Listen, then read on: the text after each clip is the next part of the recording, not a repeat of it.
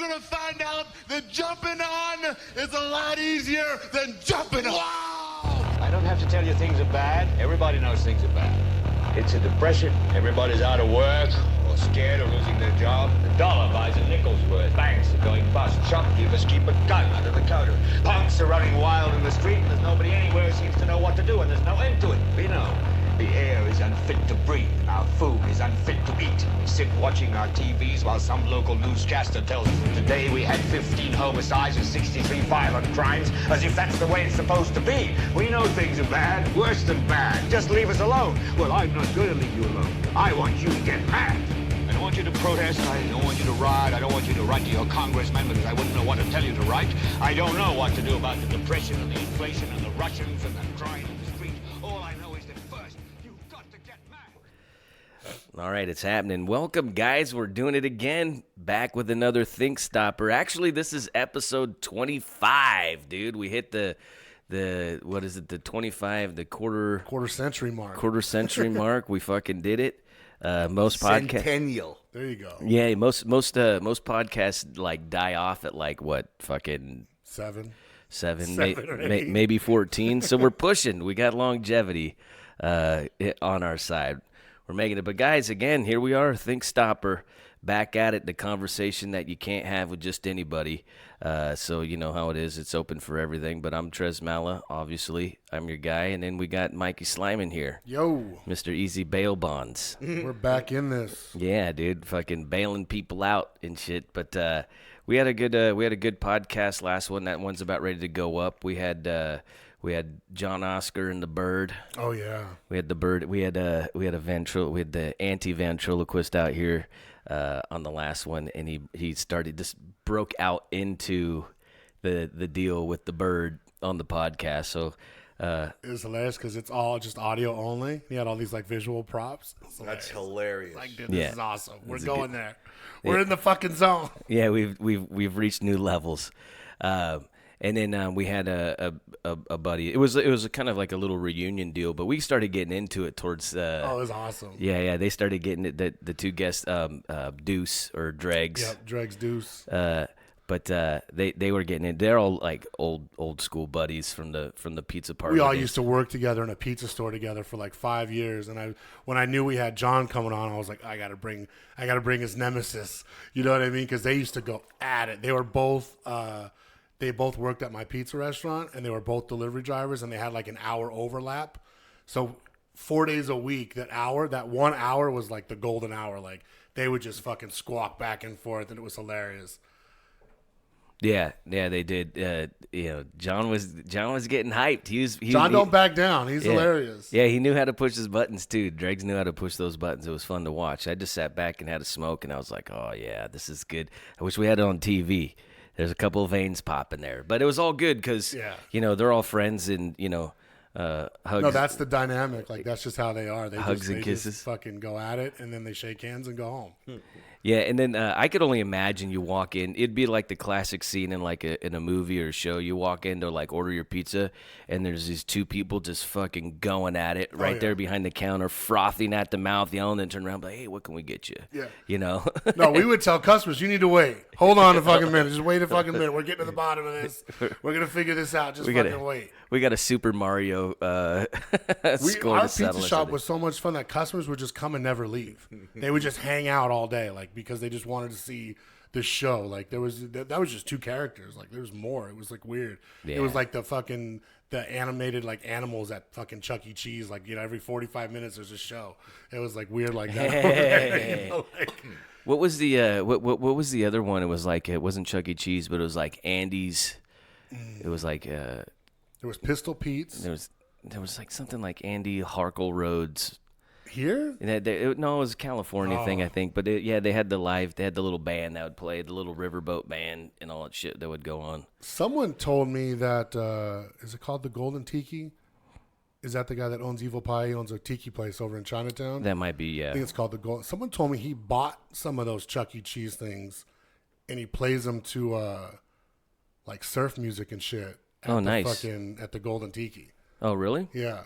That'd be cool. I haven't been in the Golden Tiki. I haven't been there yet. I've been meaning to go check it out just for those Chuck E. Cheese things. Yeah, I remember when it was some other fucking place. I can't remember what the deal was. But that's the thing about Vegas is everything is a few. I hope that didn't come through. But everything's a few fucking different venues. Yeah. You know what I mean? Like everything changes. But so before I get started, though, guys, I just want to say thanks again. Like and subscribe, share. Let everybody know, spread the good word. Like I was saying, we're only looking for those that are looking for us kind of deal. But, help us get out there. The goal is to get, is to get as many people up on this so we can, share each other's ideas, stories, and, point of views on the world. Get things open, get the dialogue happening because, a lot of people too afraid to speak. A lot of people are afraid to say some shit. And it doesn't even have to be antagonistic. It just has to be like people are afraid to speak their own truth. The truth. You know what I mean? Like one of the things that we have an issue with is people, they don't act like themselves online as they do offline. Oh, man. And that's a big thing is like, I'm not, the shit that I talk online, like I'll say in person, I'll say on stage, I will say these things. I will do this stuff, some people, I will comment to you the way I would talk to you in person. So I wouldn't just like immediately just shit on people, but that's what a lot of people do. They just, they immediately, this one of the things, if you get in any kind of argument with anybody online, the first thing they do is they look up and they'll go start searching your profile and all that shit. And they'll be like, they'll see that I'm a comedian. They're like, oh yeah, that's why you're not rich and famous. 'Cause you're just a like, it's like, dude, I fucking raised my family telling jokes. Like, I'm technically living my dream. If you, you know what I mean? Like, granted, I have other things in mind, but what a just a shitty way. Like, you can't just stick to the argument. You just gotta go personal. Or they just go right over well, you're a fucking idiot. Yeah, Fuck you goddamn asshole. Yeah, now they got to place you. Oh, you're a libtard, or oh, you're a right wing extreme. You're alt right. You're this. It's like, oh, you're a man. Nazi. You're racist. Like, how about racist Nazi? How about I'm just beating you in this argument? Yeah. And that's but so that's the thing, guys. I just want to say, support us, put it out there, or continue supporting. We greatly appreciate it. It means a lot to me. So. We're trying to do a lot of things too, but so to get to our guests, guys, this is a good one for me because I got to see this gentleman perform one time, and I thought he was hilarious, and I offered my services to him as being a host, asking him if he wanted anybody, if he ever needed a host, because I hosted the show and it was a good show. So I felt like I made a decent good representation of myself. He had a show going on at the Tropicana here in Las Vegas, and then he had recently moved it to the Stratosphere, and now he's on the road. But I got to host for almost a year. It was about, I think it was 6 months. 6 months actually. 6 months. How's that? There he is. How's that? Good. So 6 months up at the Stratosphere. I mean, it was a year. I mean, I was 3 months at the Trop, then they moved it to the Strat for 6 months. But it was a great experience, and not only that, but I got to learn a lot of the craft watching our guest, and he is none other than the Tommy Lama. Namaste. There we go. Yeah, man. Do you go by the original name or just the Tommy Lama? Is that the? There was my previous life as Tommy Savage. Yeah, okay. And now I'm enlightened. There you go. That's all. Tommy Lama is just a more enlightened version of what I used to be.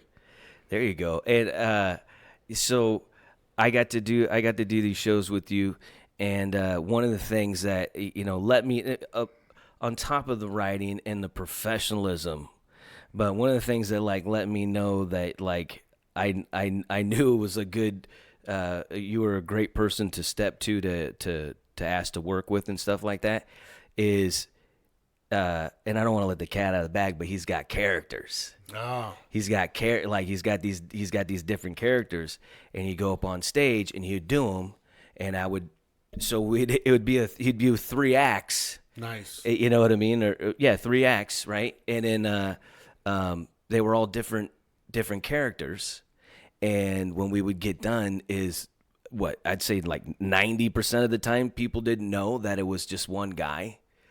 You know what I mean? Like I've had people come up to me. a lot. Yeah, he was there. He Yeah, watched a lot. it. I mean, I'm not making this up. I've had people come up to me. Thank God you came out. The other guy sucked. Ah! Or vice versa. Yeah. Or I was in the FBI, and I just want you didn't fool me. I know you you were two of the people. Three. There's three. Yeah. I feel sorry for the FBI.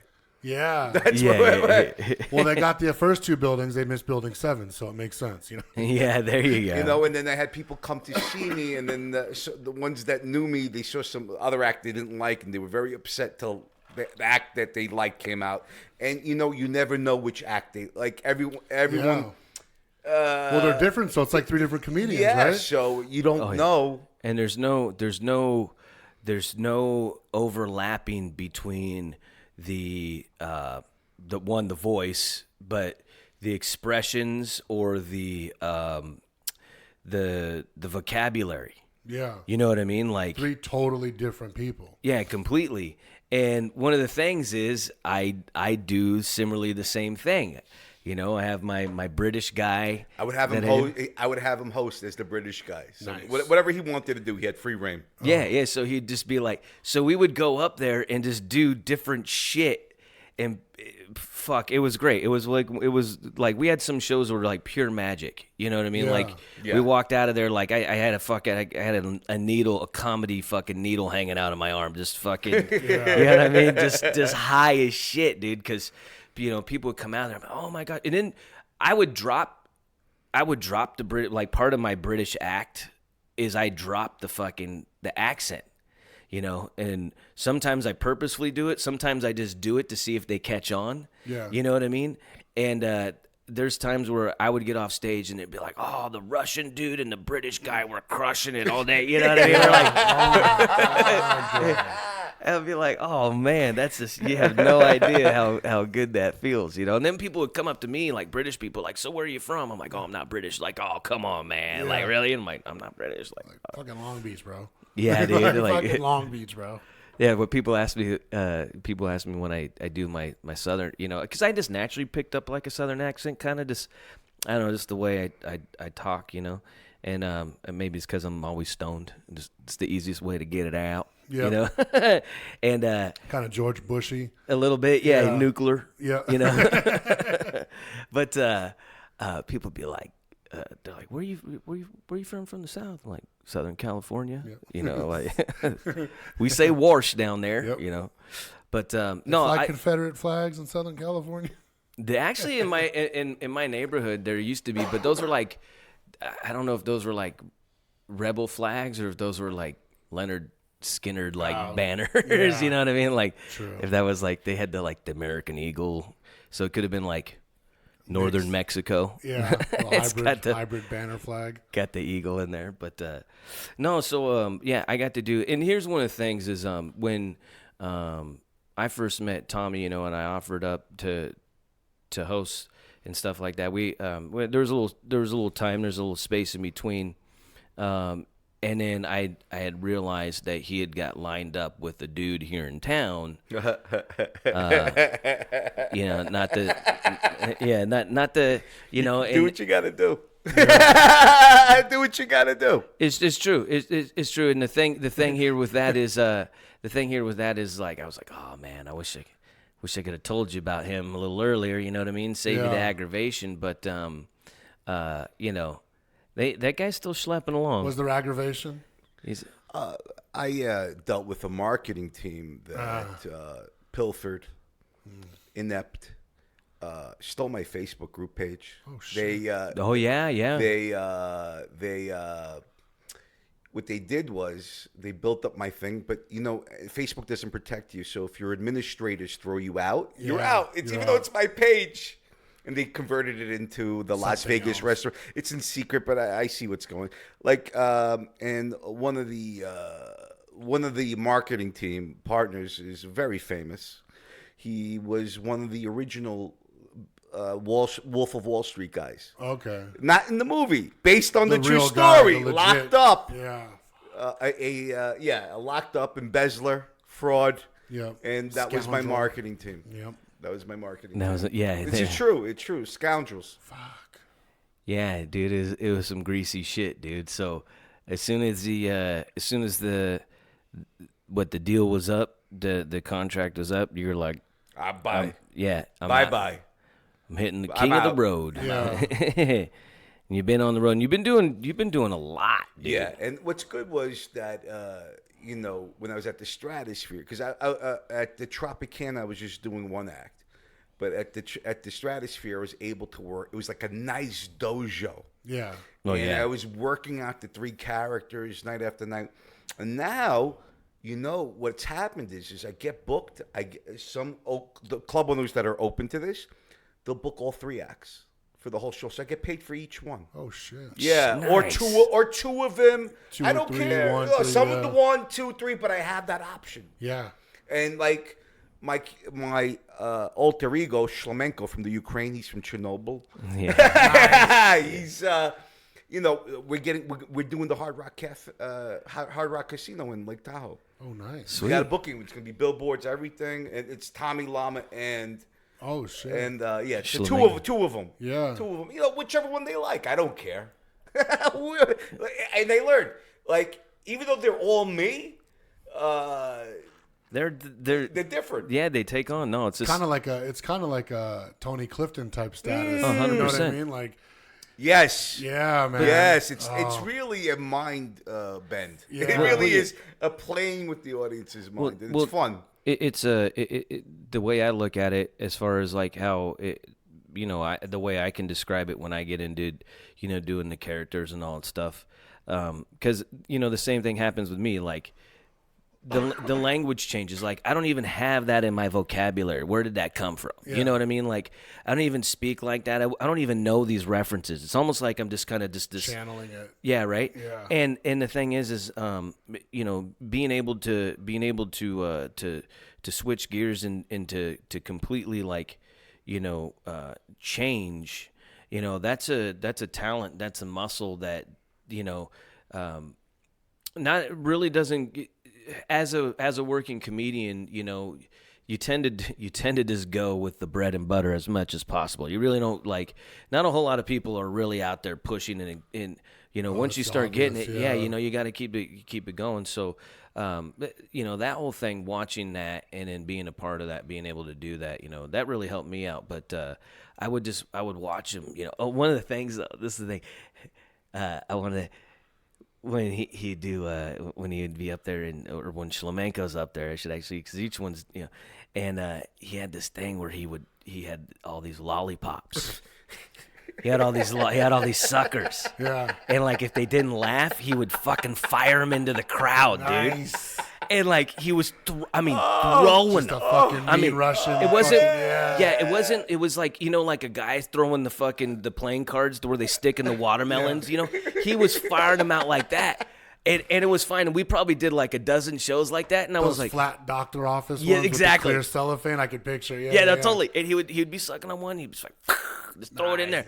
And I was like, I'm like, dude, I'm not telling you how to do your gig, but you could take an eye with that shit, dude. Also lawsuits. Yeah. It's assault. It's assault, yeah. You shouldn't be throwing objects at people. I'll tell you what, Straight man. ninja star right in the fucking. If you ever want to get some Russian reference Well, no, he's not from. He's Ukrainian. or Ukrainian, Yeah, He yeah. doesn't so- like. He doesn't like the Russians. Okay. He doesn't like, and especially doesn't like Bulgarians. I can't speak for him. I don't know what the cause is. yeah, fuck. But he hates Bulgarians. I believe it. I believe it, man. Can't stand them. Man, no, there's this, and they could be. I don't even know. I say Russian, but they Eastern European for sure. Right. There's a pizza place that was by my old bail bonds office, and they weren't fucking selling pizza. Let me tell you, they didn't give a shit. First, they were like 3 doors down in the strip mall that we were in, and Oh, you was talking about the Russian dudes? yeah. And I didn't know. I was like trying to like oh, there's a pizza place. We just moved in and shit. Like go and order pizza. Like 2 hours, and I'm like 2 hours, bro. It's fucking 11. I'm starving, and then don't eat. Wow. And I'd be like, fuck, man. Like, all right, so we'd walk in. So then finally one day, we would order food like this. So we started ordering like 10 o'clock in the morning. Like, bro, can I get food by noon? Like, I'm fucking starving at noon. Like, Yeah. you know. And so then one day one of them walked in and was like, you get people out of jail? And I was like, yeah. And they're like, we have a big problem. And I'm like, what's the problem? And they're like, a friend of ours in jail, coworker, you've seen him. And I go, oh, you need to get him out, huh? And they're like, yeah. And I go, all right, well, come back in a couple hours. You know, like, and I was like, no, I'm fucking with you. What's going on? So then I met him, but they were doing this big, like, gift card scam where they were, like, buying gift cards online and then shipping them. So, like, I forget the details. It was really weird, but they like I was like a when you're in a bail bonds business, you learn a lot of different like hustles. You see what people are going down for and what they're what I mean. But their scam was something like they're buying gift cards, but they're having it shipped to a PO box. If you ship it to a PO box, there's no tracking to a PO box, so you just have to like mail it. So they're paying. If it was like $100 gift card, they were paying $100 for it. Right. Most people are trying to pay $80 or $75 or $70, trying to make a little money, on their gift card. So what they were doing is it would come to the P.O. box and then they would ship it to someone in like Salt Lake. The Salt Lake guy would spend the money and then they would report the gift card that it never came. Ah. And they'd get a refund on their money. They'd get a refund on the 100 and then their Salt Lake guy or whatever would get the $100 in product. But they did it like 2 million times. Jeez Louise. This is a good business model. That's where my marketing team probably follows. And I was like, dude, what the hell is going on over here? And then when I like bailed the dude out, it was like insane. The dude came in and he was like, I was like, bro, you like really don't look like you're selling pizzas. You know what I mean? Like, He's like, fuck that pizza place. I was like, whoa. And then they sold it and they bounced. He beat his case and they just moved. They moved somewhere where they were fresh and someone else is running the shop now. So I don't know, but it was fucking crazy. They're like lunatic people. I've had people approach me from the Ukraine after my show. You don't even know this one. They go, you're very funny, but, you don't sound authentic Ukraine. I said, that's because I'm from Chernobyl. Yeah. I have brain damage. Yeah. so that's my Yeah. You didn't evacuate. Yeah, I didn't evacuate in stuck time, around, so yeah. my accent's a little distorted. My family. Show a picture of the kids with the tails and, And the three eyes. My country, we have many things. We have 3 homes, 5 cars, because everyone dead. Yeah. That's Everyone dead. everything's just left I have behind. good real estate opportunity, That's Low awesome. rent, no one live there. That's a crazy spot. I like way back in the early internet, my mom sent me this link to somebody who had a blog and they went to Chernobyl. And I guess it's kind of more open now and stuff, but you had to go through all these checkpoints to get there, and you had to have your little radiation meter and stuff and all stuff like that.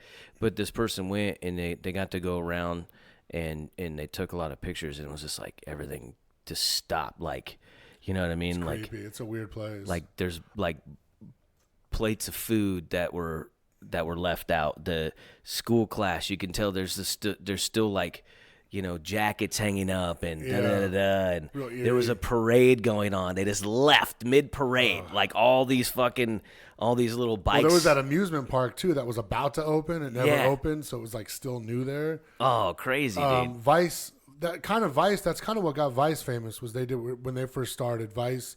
Before they are what they are today, they were doing, remember the Vice Guide to Travel? Before they turned into complete shit. Yeah, before they got whatever the fuck they are now. But when it was Vice Guide to Travel, did you ever catch that series? Mm-hmm.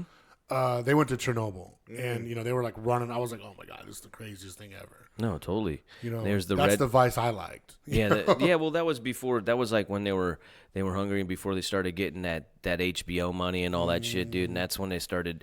They're like, well, this is what we need you to start talking about. This is what this is the focus, because they just go. They're like BuzzFeed. They just make up like the craziest bullshit fucking headlines. Their headlines are crazy, and you're like, what the fuck is wrong with you guys? Yeah, seriously. They're like, What's the owner's name? Shane Smith, I think. Like, bro, you were dope. You were one of the dopest journalists ever.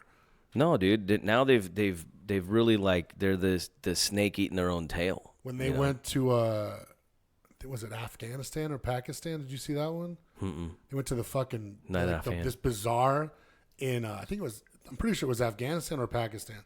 But they were like where their dudes were like cloning and making their own like AK-47s and shit, and they're like in the fucking like with the Taliban like making fucking weapons and test firing them off the. It looked like the opening scene to the Aladdin cartoon. You know, like just like mud buildings and fucking like just like canvases draped over shit. And like What Aladdin, the cartoon, or this bullshit they got now with Will Smith? Oh, you're gonna have to watch it. We're gonna have to watch Will Smith's Aladdin. I can't, dude. You haven't. That character's specially reserved for fucking Robin Williams, dude. That's It is. It's a weird thing. I saw that in the theater on like 4 hits of acid when I was like 15 years old or whatever. Whenever that came out, and it was one of the best times of my fucking life, dude. Yeah. So to see them do this whole bastardized thing with the whole making it with real life people and stuff I don't care who's doing it. You know what I mean? It's like that new Ghostbusters. I couldn't get behind that new Ghostbusters. Nah, dude. And that's like an agenda-driven deal. You know what I mean? Lack like of creativity. Yeah, they totally could have just done the same thing and not been Ghostbusters and have been totally fine. Yeah. You know what I mean? Like it could have been like Ghostbusters, or it could have been like this. The same thing was happening at the same time, but it was on a different. Or just fork out the dough and pay Bill Murray. Yeah, you know what I mean? Like Bill Murray's still alive. Like he's one of the best, comedic actors ever. Like fucking. I don't know if he wanted to do it though. I don't think so. I don't think he did. That's the thing. Like, oh, Bill Murray's not in, then it's a no go. Like you know what I mean? Like it's a no go. It's all it is. Well, he did a cameo. Oh, did he? He was in it. Okay, so like I said, I didn't see it. He was in it. A very small role. Gotcha. You know that's the thing is Hollywood He came in as himself, I think, but it was like but older and he's retired. Yeah. He's retired. Okay, he was his character. Yeah, I think he was his character, I believe, and he just was, What was his name in that? Venkman? I can't remember. I don't remember the fucking their names, but yeah. Well, that's the thing is the lack of originality in Hollywood now. It's completely like superheroes. Well, I mean that's like the best thing they got going. Is it really? I really don't. I can't. No, I don't. No, I don't. Avengers thing, I can't do it. I don't. I don't get into it and stuff. I will say this: I caught my son got to go to the Avengers Endgame. My older son and my younger son, he wasn't able to go. Didn't have enough tickets. Fucking destroyed him. You know what I mean? And he didn't even know what movie they were going to. He just couldn't go with this. He couldn't go with the cousins. Yeah. You know what I mean? Yeah. So I says, I go, well, I'm off tomorrow. We won't go to school. We'll go to the movies. I'll take you to the movies. So I had to go and take him to the movie to go see it. It was a really good movie. I have to admit, I'm not into that shit. So then when we're, because I got the, here's the plug. I got the Netmaster. If you want to get rid of your cable bill, give me a call. Let me know. I'll get you dialed in. So then we can pull up all the movies on the Netmaster. And, they were watching, they had some. And I was watching them, I'm like, they're actually pretty good movies. They're good stories and stuff, you know what I mean? But I'm just not into that shit, though. You know what I mean? So all the stuff that I did have, was like, oh, fucking lame comic book shit, because that's how I still feel about it. I was like, well, I can see why people are wrapped up into it. They did a really good job, with these stories, the characters. Quality, I didn't see it. I just hope everyone died. And no more. No more. The only one I like is Deadpool, because it's a thumb in the. It's mocking the genre. Yeah. So that's the only one I like. The only one I watched was when I flew to Japan. I watched the Ant-Man ones. Mm-hmm. Again, because I'm on a fucking plane. Yeah, you have no. Yeah. I'll do that too. I'll do that too. That's when I'll watch it. Yeah, that's not. By the way, I have to say, because I was bored one time. And I went in for a matinee. I was in bum on the road, whatever. On the road, bumfuck. And then I don't know what the language. Instead of Hellboy, it's called Heckboy. Yeah. So I went to see Captain Marvel, and I gotta say that was the worst superhero movie one of the worst I've ever seen. Yeah. That's a tough order, dude. I've seen a lot of shitty movies. Are you like me, dude? It has to. It seriously has to be a terrible movie for me to turn it off. I have to watch it all the way through. I watched that fucking zombie series on Netflix, and everybody told me don't start it. A series I can bail on. Yeah. I'm not worried about a series, but in a movie, I have to fucking watch. I have to finish the episode. I have to finish the movie. I can't leave. That's what was so bad. I couldn't leave the series. I knew it was shit, it was shit 20 minutes in. I watched 8 fucking hours of it. God bless you. Yeah, and I had to know how it ended. You suck. Because they didn't. You suck, they dude. started That's the movie. terrible. They started the movie like a black porno. Like it just was going. Like there was no setup. It just was like fucking. Like, It we're just just in the fucking thing. It's just happening. immediately just started pounding. Yeah, just, and I'm just like, okay, like we're in this fucking movie. So they didn't explain how it started. And then when it ended, they fucking did one of those endings where it just goes to black in the middle of a scene. Jesus. I'm like, motherfucker. Like I knew it because I was like Facebooking it as I was like, anybody else watching this? Don't just stop. Just people like even like one of my friends was like dead serious. I hadn't seen him since like high school. He lives in Arizona. He's like, bro. He was like, inbox me. Stop watching it, please. Like you're making me crazy. It's killing me knowing that you're watching. Just stop. And I'm like, I'm on episode 2, man. I got to get through. There's 8 of them. It was horrible. I can't even remember the name of it. It was so bad. But it was like, I don't know. But, like, I can't turn off. Oh, no, dude. I can't, I can't even remember. Fuck, I can't remember. I know there's only like 2 movies, I think, out of that I've walked out on or just turned off. There was a movie that I thought was really good, and Like, I remember I'll watch seeing it in the all movie way theater, through, and it sucks. and 3 separate people walked out of it, and I was like, wow, it's a decent movie. No Country for Old Men. You ever seen that one? Oh, yeah. You It's a walked great out on movie. that one? No, why would I walk out? Okay, I thought you said okay, no. No, I said I watched It was the a great movie, right? Yeah. Like I love that people Why were would I walking walk out? People were walking out of that movie in the movie theater, and I was like, what the fuck? And like, I mean, those are all people that had something completely in their mind that there's going to be nothing but shootouts and shit. yeah, dude. But, like it was a great storyline. oh, like, dude, it was fucking- intense. Yeah, Well, bro. It was intense. I could see if Dude, you that made found the Fargo made that No, movie. but I could see how you could find the ending unfulfilling. They didn't make it that far. They were out like 20 minutes Oh, in, 30 minutes in. Okay, then what was their? You don't know what their. I don't know. It's just like audience members in comedy. Yeah, you they don't know just what's weren't- going on in their mind. Yeah, you don't know what. You don't know Yeah. what's going on in their mind. You don't know what kind of day I remember they like, had, and you know? the people that walked out kind of had like other people like were chatting about, oh, this movie's terrible. And da, da, da. I remember when it ended. I remember I stood up and I was like, Oscar. I was like, just to piss them off, but I was like, I really liked that movie. And I couldn't believe people. That was the only movie I've ever seen anyone walk out of. Oh wow, yeah, no. There will be That blood. and King people. Ralph. Oh really? Yeah, Damn, someone King Ralph. walked out of King Ralph. Maybe they had to go. There will be blood. People walked out in our in the theater. I remember that, and I was like, That's "You guys long. are fucking tripping." It's a good movie, but it's long and dark, and like it's long. See, I love but I that. like that movie. I loved it. The whole milkshake scene and Yeah, I love that. I love that era. Yeah. With the the oil discovery, and doing the Hoover Dam tour, reading the history about the push out west and the claims for water. yeah. In the early 1800s, mid 1800s, late or in early 1900s, gangster shit going on, dude. Like Yeah. for real gangster shit, dude. It's why everybody. It's so funny. Is like when people they're all into the whole Game of Thrones and all that shit, And I was like, dude, if you learn the history of the state or like these places, way better than anything Way they do. better. There's a story here where and this is just a real. On the surface, not even that bad. But there was a politician that died before the election, and everybody knew he died. But they're like, no, he's just sick in bed, and they put his body on ice. And then when he won the election, everybody was like, oh yeah, no, he died of pneumonia last night, Yeah. and stuff. So everybody got to keep their position stuff. So they exhumed the body like 60 years later or whatnot, and they're like, yeah, there's ice burns all over it and stuff. They're like, yeah, they did hide the body on ice, but I mean that's just like that's just one thing, but you just learn all these different stories, especially like the gold. The prospecting and all that stuff out here. Savage, cutthroat. Fucking, Yeah, dude. Lots of bodies involved. People were dying.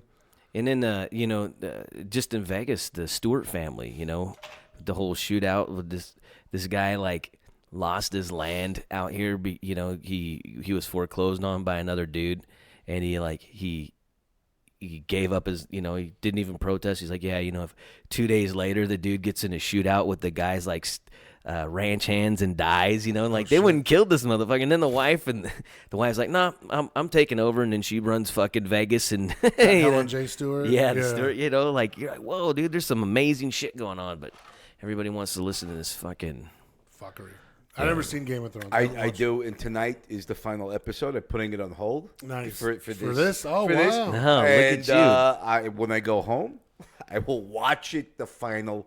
It's Is this really, the end? The end? It's really good. I tell you why, because I love dark stuff. Yeah. That's what turns me on. And You don't say. got me- The enlightened one. yeah, it got me going. No, first of all, you need to know how to I was at enlighten. my friend's house, and I don't watch TV. I don't. But this thing was on. He was watching. It was the first episode, and I'm seeing incest. I'm seeing a brother banging his sister, and then the boy sees them, and he pushes out the boy off the window. I'm hooked. Yeah. I'm hooked. You got me. You got me. I had never seen anything like this That's before. the Game of Thrones? Yeah, That was- Game oh. of Thrones. So I- tonight- Well, dude, if you Is just tonight the series finale or there's just the finale. season? Series or season? Series. It's over after this. Over. It's like And they're 8 years. Okay. So they got me. Yeah. I went because I don't watch anything. I don't care. I just happened to sit down and I'm seeing a brother and sister banging each other. Yeah. You don't see this on TV. And then pushing a boy. you see it and on the crippling internet him. all the time. Yeah, on the internet. Yeah. Yeah. Well. But like you said, you have people that want to see that on the internet, they got to go looking for it. They're looking for it. Yeah. Look, This found you. Yes, it found me. Yeah. I found my calling. Yeah. So no, I get it. No, I And always appreciate it when they put shit Dude, that like normally people don't put on their shows. Like when there's like crazy shit like in a show. You know what I mean? Like I always like okay. Yeah. Okay. Where do you see this? I get you. It's a love scene with a Yeah. brother and a sister. Oh man. I never, What era is that? That's No, this is medieval. Okay. Medieval, but it's fantasy mixed with Sci-fi and all that. yeah, it's sci-fi, yeah, Fantasy. but Oh, it's okay. not. It's light on the sci-fi though. Gotcha. So that's what got. I'm not into sci-fi. There's dragons. Yeah, there's dragons, Okay. but That's- they're accessories. They're not. Okay. You know, This is that's how the- it drives the story. this It's a is- battle of kingdoms. Gotcha. Well, this is like the Conan pre-Diluvian time. This is supposed to take Robin place. Hood-ish era. No. This is before like the big flood. Oh. This is like before. This is like ancient, like prehistory shit. So like when they had all these different royalties and empires and stuff like that in these ancient times. I always thought it'd be cool to live in those times. the tech. No, it wouldn't. You wouldn't like it. If I didn't know today, I might. I don't know. Oh well, if you liked what I said, maybe that's Yeah. what it. No. As a tourist, You can, as in say, you can get that in Thailand You or, get or that- Alabama. Get that in One or the Vegas. other. We're here. True. I'd rather be in Thailand though. Between those two. Yeah. True. That's I don't know. I got to be honest. At least my life in the single world, and nothing. There was nothing better than white trash pussy. I'm just gonna say there's nothing better than fucking nothing. Put it down better than white trash pussy. I'm sorry, dude. I had some amazing sisters and some amazing Mexican girls and hottie Asians, dude. But And why is that? Why? Daddy taught him well. fucking yeah, like fully committed, uninhibited. I don't know, like just Yeah. Really? fucking. Oh Those yeah, are dude. those bitches you see that are like the crazy stripper bitches. Yeah, for Yeah, sure. and they like to ride. Usually the girls that like to be on top and grind and got like really big labia are like the best. Mwah, connoisseur. Interesting. The bigger, It's like the more- it's like I'm talking to sommeliers of vaginas. oh yeah, yeah. No. If when you get into that nice tire tread labia, then you're into some you're into a good time.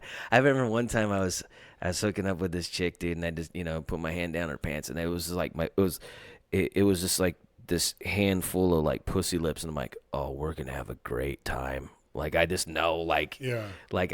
let's go. Like it was. Rodney Carrington has the best one. He's like, you put your hand down a girl's pants, and it's just like a pony eating a sugar cube from your hand.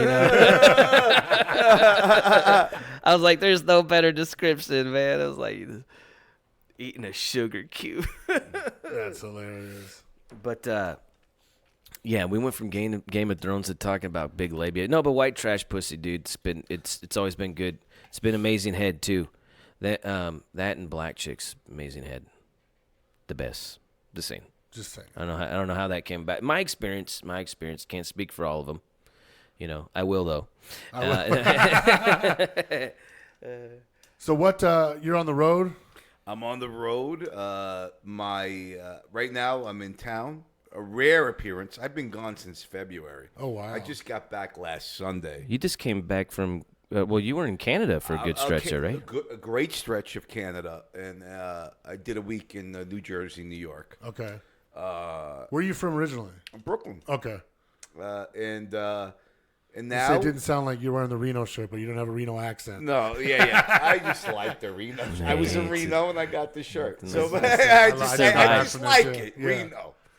It's the redheaded stepbrother of Lake Tahoe. Yes. I mean, it really, it Oh, really night and is. day. Night and day. Reno's the hills have eyes. Yeah. You know, so very much like Chernobyl.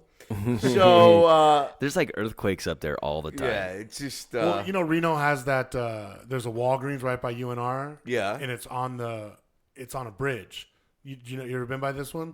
I'm not. No, I haven't. So there's a. Is that when that river just runs through town? Well, it's right by UNR, and like I said, there's like the fucking road goes over, like it's a bridge, but they put a Walgreens on this bridge. Yeah. Oh shit. And so I'm in the Walgreens, and I'm like 3 or 4 of these deep, and I'm with like my wife, and the kids are with us, and we're like stopped in to get like some just road shit, and all of a sudden it starts shaking because like when you're on the overpass and you catch the light and you feel it underneath you. Yeah. So I'm like in the fucking deodorant aisle, and this fucking whole building starts like fucking.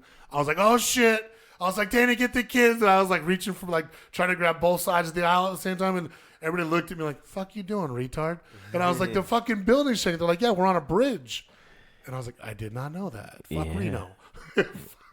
Well, yeah, there's always earthquakes up there. Nevada's the 4th most seismic state in the U.S. because of that. Really? Are the other 3 the coastline? Oregon, Washington, Oklahoma's number 1 because of the fracking, There you which go. they've never had earthquakes up until the fracking. Yeah. I want to say California, Hawaii, and Alaska. Oh, I forgot about Hawaii. Yeah.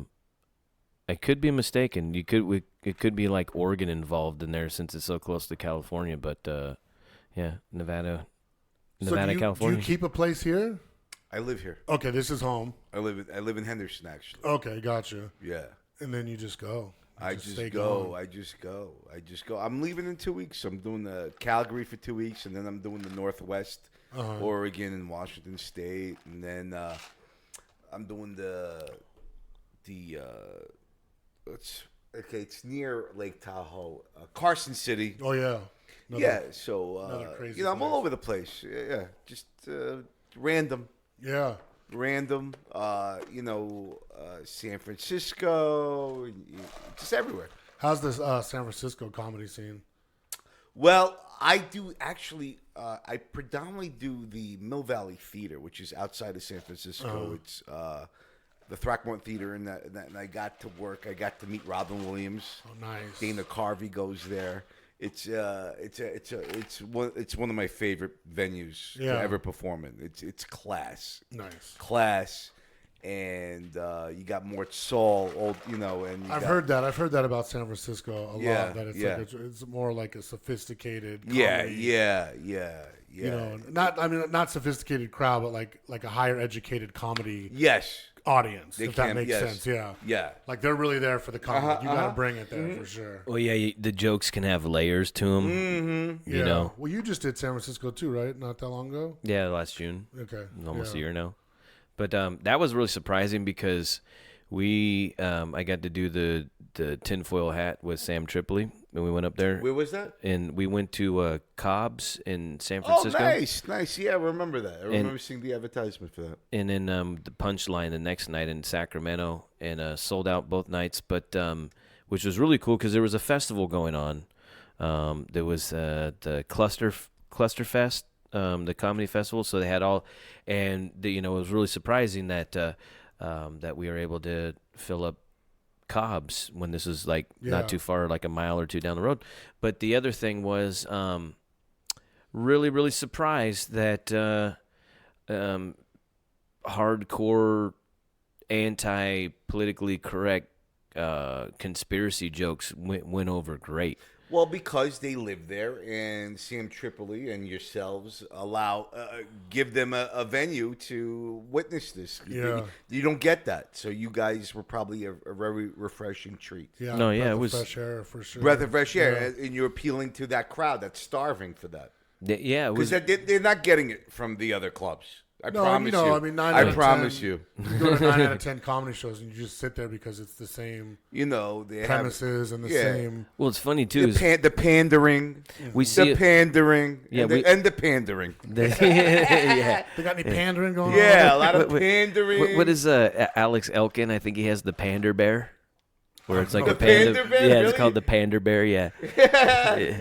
It's a good little deal. Actually, Slammy sent me a link where Elkin at whatever. I don't know if you're familiar with Alex Elkin. Yes, I am familiar. Yeah, very funny fucking guy. But he had SJWs. He had Antifas protesting his show. Get out of here. Yeah, dude. That's Get when outta you. That's here. when you know you're over the fucking. Good- you're good over the for target. him. Yeah. Good for him. Yeah, dude. I have now. He's just been raised a few notches. Oh, that's Good like. for him. He's why would be he's why would Antifa bother? It was something about free speech, and it was the free speech. How did they that How did they find out what his like? Facebook and all that, posts and stuff, Really? different Good. All right, social good media. for him. Yeah, He's doing a good job. It's funny, man. Yeah, he had like a live stream. It was, it wasn't a big deal. It wasn't like a big thing, but there was actual like Protesters. signs and people protesting the deal Dude, when because people are protesting, you're fucking. I love when you're anti-fascist and you're fascist. Yeah. I just love the hypocrisy. oh yeah, and they have no clue too. You know what I mean? Like they're like it's hate speech. You're all about hate. You're all about hate, and they're the first ones that want to like swing weapons at you, throw balloons full of. I haven't seen a shit video and hit piss. the You internet yet suppress where they people. win the fight.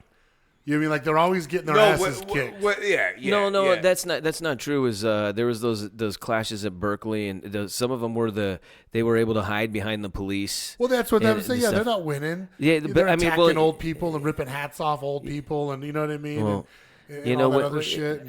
when in my book in this situation, when you get away with that shit, that's a win. Yeah. If you didn't go to jail, you didn't get beat up, you won, no matter how cowardly. There was one where they did. and that's the thing is that it's on there's an asterisk. It's extreme cowardness. Oh, that for they, sure. But I think that I think these people are they're highly misinformed. Most of them are paid. That's what's crazy By about the George left. Soros. And I can't say directly by him, but it seems it seems to He funds a lot of these it's- turbulences. yeah, it seems Yeah, he's the it seems top to of the go business. it seems to go back to Soros funded organizations that are organizing these people in the buses and getting them there and all stuff like that.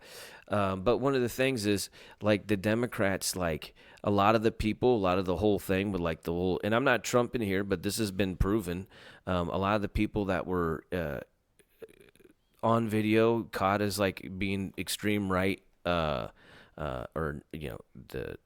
the real Nazi Trump people were actually paid from the left.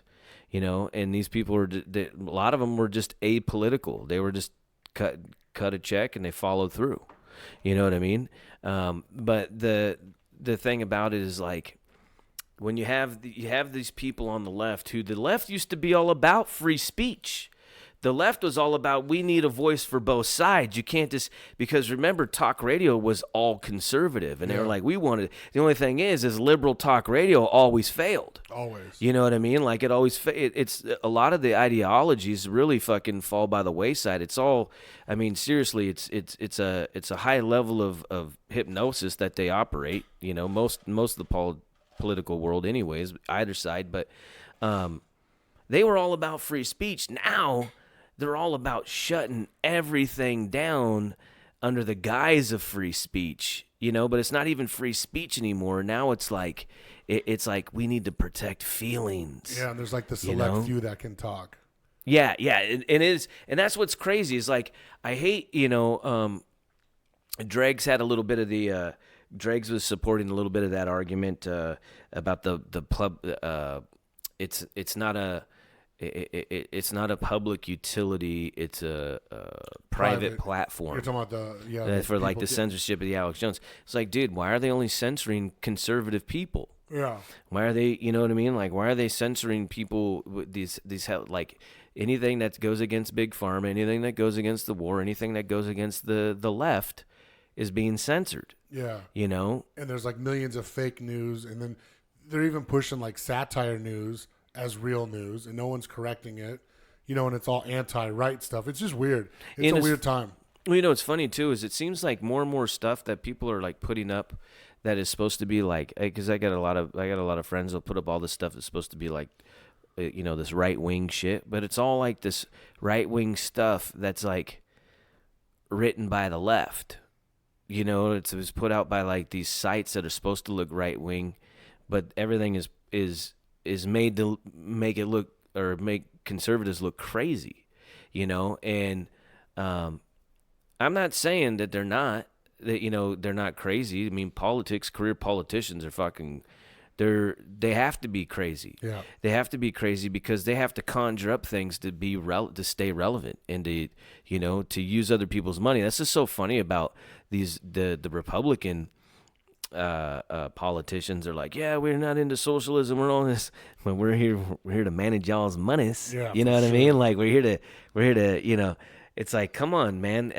Unless you're a business person, unless you have your own business or you came from the business world, man, I really can't trust you as a career politician. You know, your moral fabric, I don't see it. You know what I mean? Like. So what's your prediction next election? I think Trump by landslide. I mean, here's one of the things. What's the left gonna run on? You know, like Joe Biden, he's running on Charlottesville. They're going to run on abortions now as of today. But let's talk strategy here. Biden will get Pennsylvania. That's where he's from. Oh, sorry. No. I'm talking just logistics. Is he from here. Delaware? No, Connecticut. I think. Oh, Is he? Are you Connecticut. sure? I think it's Connecticut because I don't think anyone has our facts. Let me look. I'm going to look. no, I think he's from. Let's talk factually. Well, here's one of the things. I think Connecticut, because if I'm not mistaken, Bernard Hopkins, when he said he bought his house, it was right down the street from Joe Biden's, and he was talking about a mansion that he bought in Connecticut, if I'm not mistaken. But dude, probably has multiple homes. Huh. You know what I'm saying? But I think he's from Connecticut. I think Scranton, PA. Yeah. Hey. Is that that's where he's That's from? where he's from. Yeah. Okay. I think but that's a big deal of Biden because I think he's got PA. Dude, But he's also represented Delaware in the Senate. okay. Okay, Delaware. Okay, So but same he's got, shit, he's So got maybe PA. that's where B-Hop he lives gets- is in Delaware or so some shit he's like that. strategically the best they have. And it's terrible. It's absolutely terrible because okay. And then what is he going to run the on? one? Okay, no. I'm just giving you. Oh no, I'm just saying. I'm giving you filters. Whatever. Just going to throw words in there. I'm throwing words. That's what I do. I throw I'm words. throwing out diaphragms. Diaphragms. But no, what I'm saying is those that were sentimental toward Obama may feel an allegiance toward him, so he may get those. Yep. I honestly think I'm just discussing. No, I could see that. I'm just talking here. Yeah. No, there's definitely the brand loyalty, Brand loyalty, right? but it didn't work for Hillary so much. No. So That was the dumbest shit. Hillary running and then Obama fucking endorsing her and all the footage of when he ran against her of him talking shit about her. Like when they mixed, like when someone, I forget who, someone edited all that together, you know, and he would say something good and then it would like edit to it. It was like, what the fuck is going on? Like this is fucking like, this should be shown in like elementary school kids. Like this is politics, kids. This is what it is. You know, 4 years ago, fuck this bitch. 4 years later, this is the woman we want in office. well, he did. I mean, it's all hypocrisy. All these Sure. politicians. She's the one that started the birth He had her in the certificate. cabinet. Yeah. She, what was her function? Secretary. Yeah, Secretary Secretary of State. Yeah, well, that's why she was in trouble for the Benghazi thing. Remember, Yeah. like with her in the fucking war room. Well, yeah, all that shit. But I just think they're going to get interesting. You know, being that the dossier was fraudulent. Yeah, it was bullshit. It from was day one. fraudulent. It's like this. So here's the question I pose. Out there. So let's say Trump committed collusion. No crime was committed. So it's like this. If there's a dead man laying in the grass and you stab him, do you get convicted for murder? No, because you didn't take a life. Yeah. It doesn't matter what your intent was. Yeah. I'm just talking legalistically. I went to law school. Yeah. So I'm just, No, yeah. So I just find, I like to see the nuances. Yep. Well, my whole thing is like this is my deal. Like, what are they gonna run on? Okay, ultimately, what's the left gonna run on? Are they gonna run on the whole sexist thing? Because the people from the Me Too movement and all these people that they were trying to use the Me Too movement to catch men of power and abusing all that stuff like that, end up being guys from the left. Those are all the people that end up getting crushed in this thing. I think it was the Attorney General of New York, the guy that was heading this. He had all these people come out and saying that he was like extremely rough in sex, no, it was like it was consensual sex, but it went beyond the consent. Yeah. With it when in the moment of passion or whatever. The guy that was in charge of the Me Too movement, he was like Attorney General for New York or something like that. The state of New York. I can't think. I don't know his name.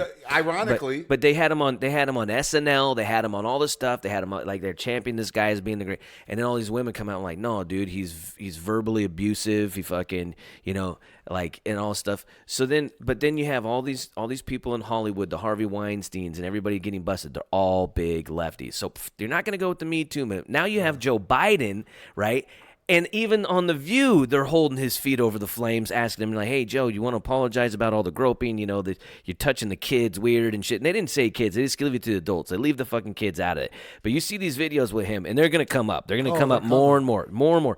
He's this really weird, almost like a Hannibal Lecter kind of like groping. Yeah. You know what I mean? Like he's touching these women like he's a fucking chiropractor. You know what I mean? But- Like he's about to make it. But he's got these kids, and he's got his hand on the breast on a kid, and then he's rubbing her face, and he's petting her hair, And you see it's a lot of them too. They jerk back. Yeah, and then he's always putting her face in their face and whispering in her ear. It's really, really beyond. It's beyond. In fairness, he's done it to men.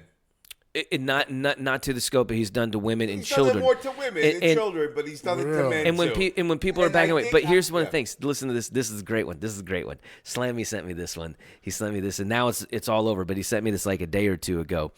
But he goes, it was when Joe Biden comes out. I think it's in Pennsylvania where he comes out and he makes his bid. And he comes walking down the thing with his glasses like he's in fucking Top Gun. He's got the mirrors on it. And he's got the suit. And then he takes the suit off. But the fucking girl that announces him, he walks up and they hug. And then he's got the hands on the waist. And he's holding it. And she immediately has got to grab the hands and take them off like that. Wow. And it was like, and you could tell by how her doing it and him, like he was like, damn, I can't even get that. Friend zoned. So the thing is like, I was like, look, dude, he still has to get it in. He should know right now, all lies, a nanosecond is going to be 10 minutes, right? That he should have just came up. He should have done the little fucking handshake side to side, Kiss on the cheek and bounce. Right? Yeah, dude. But the whole hug and then the hands on the side, that second was long enough. That whole thing, grabbing the hands, was long enough. Boom. It's going to go all over. So what are they going to do? They're going to run on that whole sex thing, grabbing the pussy? That was found out to be a fraud. Yeah. That was found out to be bullshit. They're still talking about it. They still talk about it. Was it really? I didn't hear that. So this is crazy. So it's in a conversation in private, right? Yeah. The guy's taping stuff like that, and what they're talking about, and before he says the grab him by the pussy, they're talking about how hysterical women get, and they'll do anything, and like it. They will do and allow anything, and like it when it comes to a rich celebrity. And he goes, you don't even have to be really that rich, and he goes, it's. And you hear Trump, and this is what he says. He goes, it's crazy. You could do anything. He's like, you can grab them, you can kiss them, or you can grab them by the pussy, and they'll love it. And then they just they just took that little sound bite, but didn't talk about anything that was prior. And this is one of the funny things is I know people who personally, and guys too, when a celebrity comes into the fucking room, they change. They roll over, they give their bellies, they turn into little fucking bitches. They change. I've seen girls. This is the thing, is I seen girls who were upset about that whole thing fucking blow the fat, nasty dude at the bar for a bump of coke. You know what I'm saying? I'm like, you're gonna blow the fucking barnacle over there for a fucking bump of coke, but you're worried about this dude talking about people. I've seen, so you sold yourself out to lesser. Hey, you're gonna go and fucking complain about fucking this guy in that in a soundbite when we don't even have the context of the prior conversation. And then when it did come out, again, I think was it Churchill, the lie gets halfway around the world before the truth gets a chance to put its boots on. Yeah. All right. So sexual, that's out, right? They're gonna talk about the economy. Biden's economy under Obama was complete shit compared to the numbers now, and they always use that scapegoat. But what they say is they inherited it. They inherited, right? Every president has said that in the history. Right. I inherited this mess, or they say I inherited this mess, and then the other person, no, you're doing good because I built it up that way, and it took me 8 years to get it to where now you're enjoying the fruits of my labor. Well, you could make that argument. Well, okay? I'm saying here's the problem with it. The sheep buy it. Oh, yeah, I know. The people, the masses, they just buy it.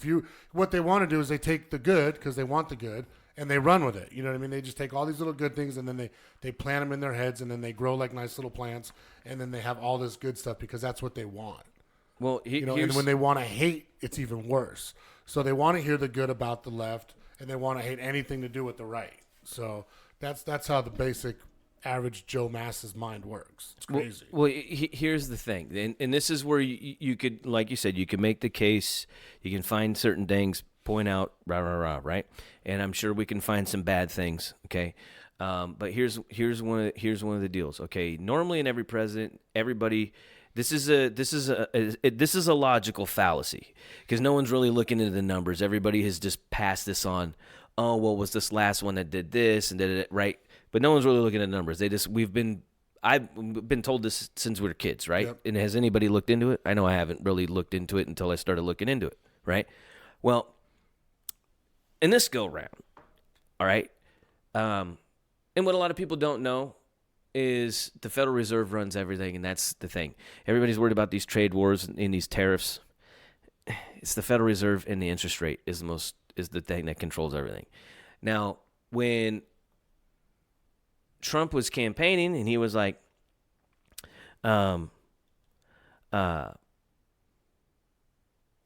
saying he was going to bring the jobs back and he was going to do this with the economy and he's going to work these new deals and he's going to do all this stuff.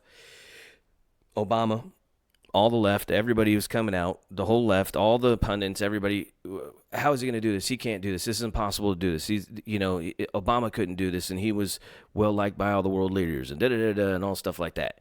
And then what does he do? It's the lowest unemployment in the history of the United States for blacks and minorities. I forget the number with the jobs creations. He built all these jobs. He's bringing a lot more jobs back into the country. And then the other thing that Obama failed to do, and what is Biden going to be able to run on how is he going to pander other than using fear tactics, but how is he going to pander to the black community when Trump fucking signed the Prison Reform Act to fucking reduce sentences on blacks and minorities when it comes to these frivolous drug cases and this bullshit. Laws put in place by the Democrats. So how are they going to run against that shit? You know what I mean? Like this is what I'm saying. Lies, and they're going to believe them. So where are they going to go on the economy? Where are they going to go on like race relations and stuff like that? Because everybody thinks it's all crazy, but it's really not. But those are the same people that are still barking about Trump being racist and grabbing pussies. Totally, yeah. You know what I mean? And they know the truth says otherwise, but they don't care. You know what I mean? So it's like fucking, when you're dealing with a lunatic, you throw out all like rational thought processes. You know what I mean? Like that's like that's one of the weird skill sets you get being a bail bondsman for so long is like you're dealing with some lunatics out there and you just have to throw out all rational thinking goes out the window and you got to just think like a fucking lunatic. You know what I mean? Because Totally. there's no, they just believe what they want. Mm-hmm. No, You know, that's true. And they take satire headlines and fucking That's the whole these point. fake new headlines and they take them to the bank and they vote on it. That's the whole point of what we do, Mikey. We're here to Yeah. make motherfuckers stop and think. Just 1 second. Stop and think. Stop and think. You're getting played, you know? That's why I'm, you know, here's a fun one. This is a fun one to do, right? These politicians, why do we keep seeing these politicians? And again, I'm pointing out the left because they're the most hypocritical, okay? In this regard, but why don't they know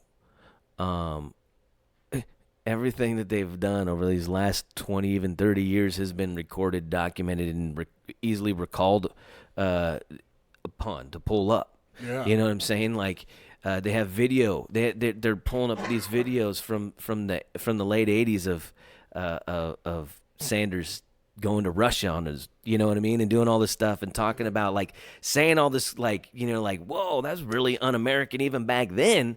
But you have also the one I'm getting at right now, this is the best one. You have this chick, Kamala Harris, right? And she's over there talking about how she used to smoke weed because she's Jamaican. That's what she was on this. She was on the radio. I'm Jamaican. You know how we get down. That's the one with the timeline got all fucking debunked. She was saying that she was smoking weed in college, listening to Biggie and Pac. Well, the thing was that she graduated college like 10 years prior to Biggie and Pac even coming out. Yeah. So the Biggie and Pac were still in fucking school or hustling in the streets and shit like that while she was finishing college. And then when she got out and when Biggie and Pac were in, she was putting fucking people in jail for weed. Yeah. Okay? So here she's got that. But then No chance. so right? Yeah. I'll call it right now. But listen, I call it right now. It's gonna be Biden. well, No, I'm telling you For right the now. win? You're saying for the No, win no, or for no, for the no. final race? The final race. Okay, yeah. No. The let win me- is Trump. Yeah. let me The win is Trump. It's got to be. let me just drop this little nugget. This is the one that I like the And most. I'm waiting for Vegas to open up the odds. Yeah, definitely. This is the one. This is the one I like the most, though, about Kamala Harris, right, or about the Democrats. Now the big push to keep because you have the walk away movement with the left, all right, for the gays and the lesbians and and the women and stuff like that. The walk away movement from the left. You have Lexit, just for anybody to leaving the left, right, and then you have Blexit, the black exodus of the left. Okay, these are big movements. Now, one of the things is the black vote for the Democrats is a very influential. That's like the only way that they're really going to win anything is they need the black vote. Yeah. Right, and that's the Biden factor. And they're leaving. They're leaving, and that's why they're playing the whole Charlottesville and all stuff like that. No, but the Biden brings the sentimentality of when Obama was in office. So that's what he's got. That's what he's got going. Well, yeah. Now get this. Now they're saying that they're gonna they all met all the people that are running except for Biden. I don't think Biden was there, but all the people that are running they said they're gonna throw their hat into the presidential race, or if they get elected, into the very first thing they're gonna do, and this is they all meet with Al Sharpton. Reparations. They're gonna sign in reparations, Oh, that's right? the fucking thing. for Right? sure. So that's the thing is, we're going to get anybody. Oh, they're going to get us reparations, right? Okay, now, Kamala Harris, her family, Jamaicans, right, were slave owners in Jamaica. Okay, now, the slaves that went through the islands got it worse than everybody else. The slaves who went through the islands, that's where they did. That's where they pretty much culled a lot of the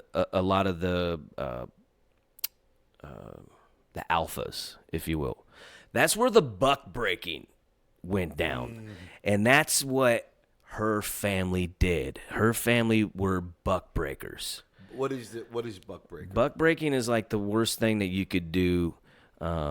Basically, you took the strongest, the biggest, and the strongest. This is the Willie Lynch method. This is what has been called the Willie Lynch method. It was made before him, but it was written in a letter. And this is kind of done in our society today via the IRS in a way, the way things work with police brutality and stuff. But buck breaking is you take the biggest and the strongest, and you completely dominate, control, humiliate, outright rape, maim, torture in front of everybody over and over again.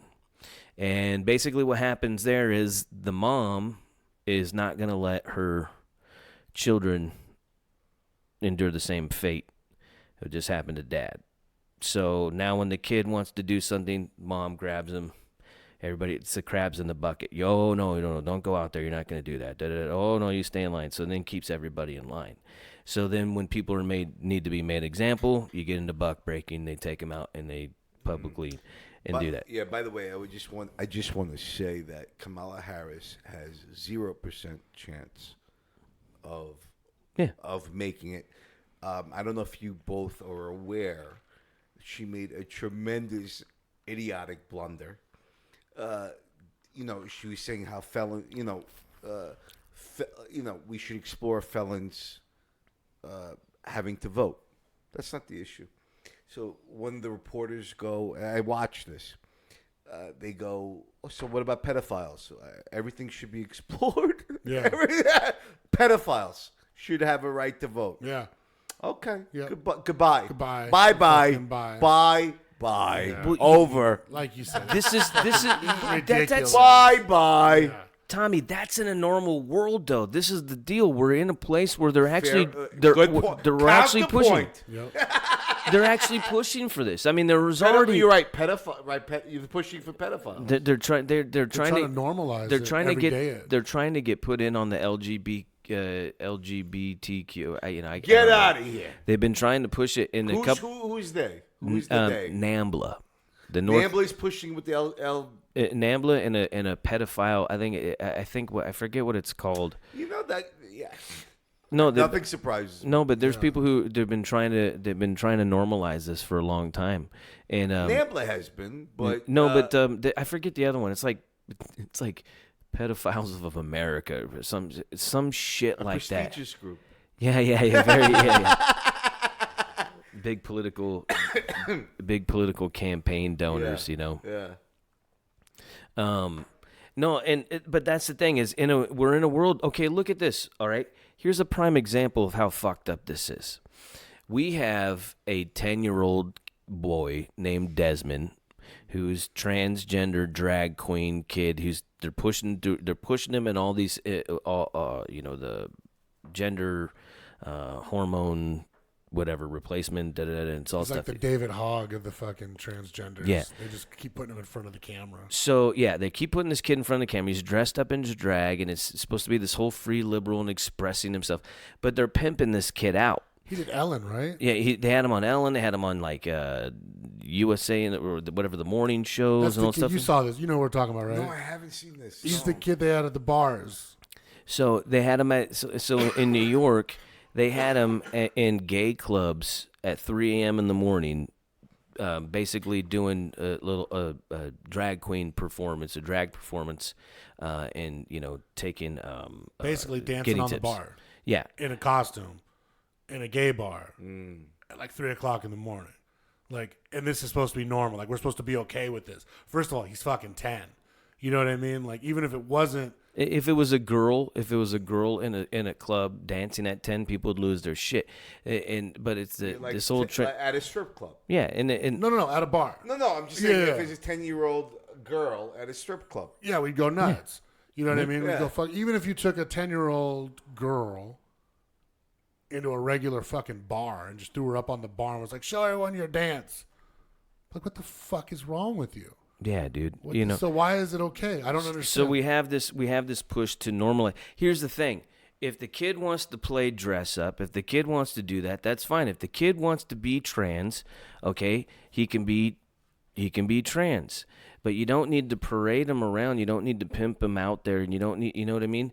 And I mean, that's exploitation for one, but the whole drag queen thing is a sexualized thing. It's not like they're dressing up to look like a Stepford wife. They're not like they're dressing up to look like a Mormon or an Amish fucking long dress, hair in a bun kind of being a homemaker. everything is very sexualized. It's it's this overproduction thing, and it's all you go to the gay pride parades. Is it about gay pride or is it about sex? Because I see all these people, prancing around in lock, stock, and leather, asses hanging out, all dildos this and pussy that and stuff. I get it, the freedom of expression, but I mean, what is it? What we're really expressing here? This seems like you're trying to be shocking, but. You have the kid, okay? You have the kid. Everybody, oh yeah, you're so brave, right? And all shit, right? They're promoting. Now you have a 14-year-old girl who makes her own YouTube stuff, and she's highly conservative, and she makes these videos, and she is very eloquent. She is extremely smart, extremely well spoken. She puts together these things, and you're like. I watched her. I don't know why. I just happened to turn it on. And it was Infowars. Alex Jones was interviewing her, and I was like, "What fucking interviewing a kid for?" You know what I mean? And I heard like the first, couple words out of her mouth. I was like, "Whoa!" It was like she just dropped some science, and it wasn't like a canned thing. It was like she just shot from the hip, and I was like, whoa. So then I started, her name's Soph, Sophie, S-O-P-H, and she has all this stuff where she talks about the history of Islam and how Muhammad was able to, marry a 9-year-old, rape it, and when all this stuff, and it's like in the doctrine, she cites it all and stuff. She's like, here's right here. It would be okay if I did this, but if I want to do this and talk about, and she points, and now the left come out and they want to fucking destroy her. They're saying she's hate, she's foul mouth and all stuff. Oh, but the fucking kid doing all this highly sexualized stuff, glitter dildos and shit, fucking, is okay. But this girl's talking about, no, I want to keep my identity. I want to keep my virginity until I decide to do, she's like, and all the stuff, she puts out there, and they're going after her all crazy. And it's like, what in the fuck? How do you say you're free and you're open-minded and people can express themselves the way they want to? And this person says, I think I'm going to be conservative. And I think we should all look at that as, we should be more reserved in what we're pushing or whatever, I don't, and they fucking go crazy. They want her deplatform. They want her fucking, not to be able to speak. They say she's hate speech and all stuff. She never says anything hateful at all. Like, I watched three of her videos of her more popular ones, and I was like, very eloquent, but she nails it. That's how they're playing, though. That's their rules. It's like, where are these feminists? Like, are they going to run on this? Where are these feminists, right? The trans dudes or trans, I don't know what they're transing into women, guy, you know what I mean? They're but they're going through and they're dominating the women's sports. Right? The one guy, they actually reversed it. I don't know if you saw that. No. They reversed it. There was the trans dude. He looks like the ma'am lady. Yeah, he totally. Yeah, I wrote. I said you look like Greg, the Hammer Valentine. Yeah. Which he doesn't. He kind of looks a little bit. But it was the hair. But anyways, he was into curling as a kid or as a boy, and he couldn't hack it on the curling. So then he starts lifting weights to feel good about himself and all that stuff and getting into that, and then he finds this identity thing. Now he's competing as a power lifter as a chick, and he's crushing the records. Where are the feminists? Where are the women who are like, hey, you can't just fucking identify and then come play in our sport, like, you know what I mean? Like, where were the feminists, dude? That's all I gotta say. Where are the feminists on this, dude? They're out there man-hating, bro. So is that what the left's going to run on, dude? What are they going to run on? Jobs? No. What are they going to run on? Anti-Trump. Anti-Trump. That's all you got to be. Fuck him. It's our turn. But when you show the numbers, can you continually just keep saying fuck him? They don't care, and they still believe fake news. It's like I said, you're dealing with fucking like lunatics. I think there's more and more people who are breaking off from that. But the funny thing is, too, I catch less heat than I used to from a lot of the same people. Well, it's funny because everybody thinks that all the voters are on Facebook. Right. You know what I mean? And Yeah. people forget. Actually, Twitter. Yeah, and Twitter. But I'm saying people just assume that like the whole entire population is on social media. You know, and I know a lot of people that aren't on social media. You know, and once you get past 60, you know what I mean. Most of them are not on Twitter and Facebook, and No. you know what I mean. But they're voters, and they watch the news, and they keep up with their politics. You know what I mean. And 60 today isn't like 60 in 1985.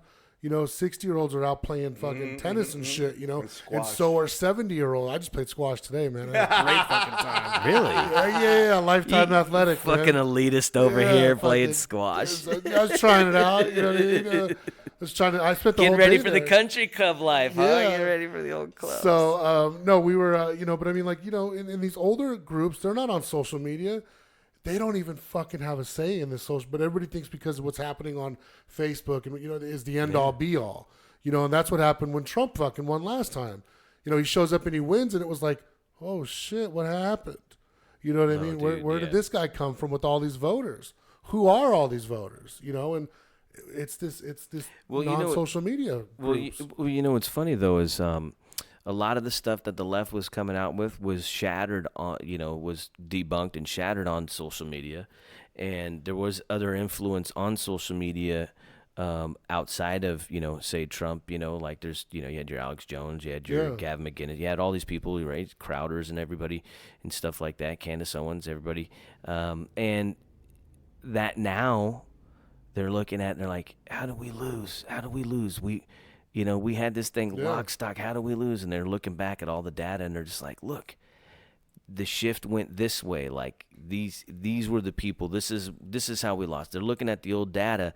So these are the people that are now getting censored, And the thing, to bring it back to what Dregs was saying, is it's not, and he and people don't accept this. They don't understand. But like platforms like Facebook, Twitter, YouTube, right? The only reason why they, and even Apple is a computer company, the only reason why they got as big as they did is they used their money via politicians and government agencies to shut down their competition, for one. In this case, buy it out and squash it.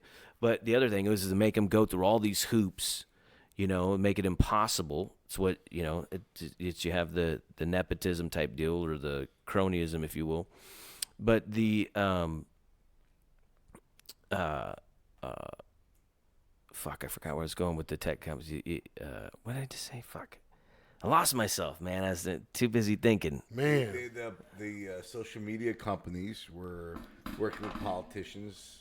Oh well, yeah, and so what ends up happening? What ends up happening is now they're censoring all those people that had like that influence that led to ultimately like I think a change in the election, because when you do look at like Trump, he spent next to nothing compared to what I think they spent like over $1 billion for Hillary campaigning. Trump spent like $100 million or something like that. It was like less than like $200 million or something ridiculous. It was like really low. He was real strategic. He had real strategic hits.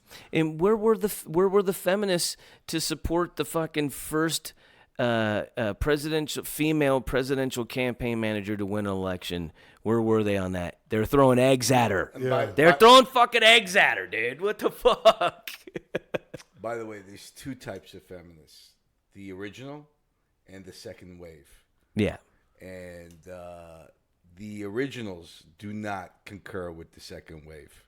Really? Yeah. So By it's the way, split. Yeah, the original feminists do not have this fascist agenda. Okay. Well, they don't hate men. They're just They don't. No. Yeah. No, they don't. They don't have It's this. just a pro woman. It's pro women. Yeah, which is fine. Yeah. First wave. Empowerment. Have right to vote. And all Protect that, them in the workplace, Yeah. But the second wave is it's the hills have eyes. Well, I just feel Chernobyl like, style. I just Oh yeah, no, these youngsters. You see these youngsters that are out there whether it's feminists or Antifa. They just hear buzzwords, I but they're can't not take even them educated. serious. They're not even educated. Yeah, I they can't just take hear them buzzwords serious. and they just react. Like they're just doing it to be with the crowd. Like brainwashed minions. Yeah, I can't take them serious. Unintelligible, emotional.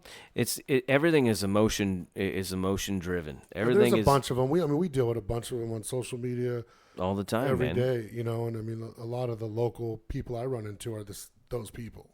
It's crazy. Well, you know, the other thing that bothers me is I'll post some shit. You know, I'll post some shit, and then I get people that want to like. And by the way, I down. just want to add, ironically, the Me Too movement, the one that started. I forgot the actress that was the originator of this. Well, it was actually an elderly black lady that started it, but ultimately it was recognized by like Hollywood celebrities or No, but I forgot her name. She was the first one to accuse Harvey. Oh, okay.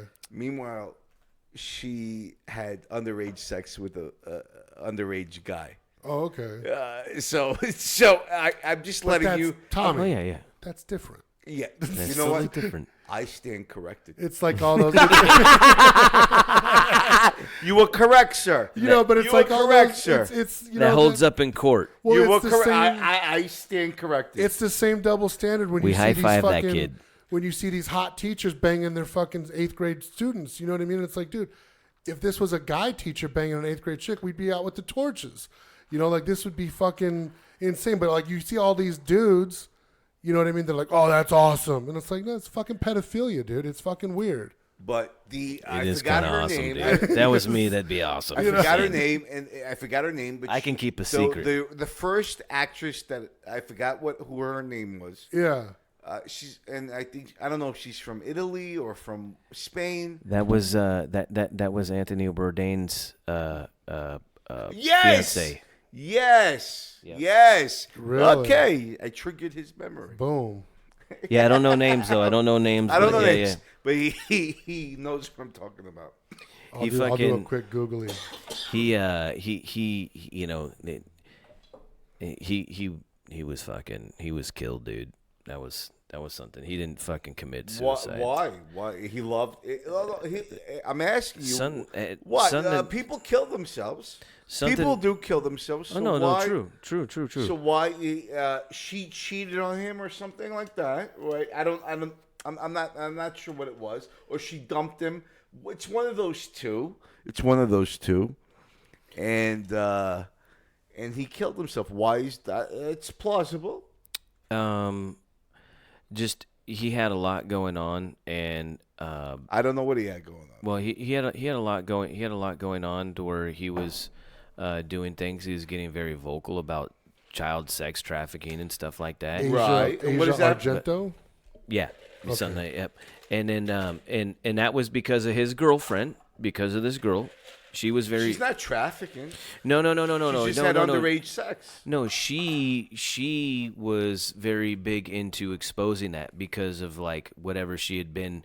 Usually, a lot of times when people are very big into certain things, there was some kind of impact on their life, or there's like. So what? Are you She was into exposing it. She was like She raped. was into exposing sex trafficking. Yeah, but she had also had her moment of, and it could be, you know, who knows,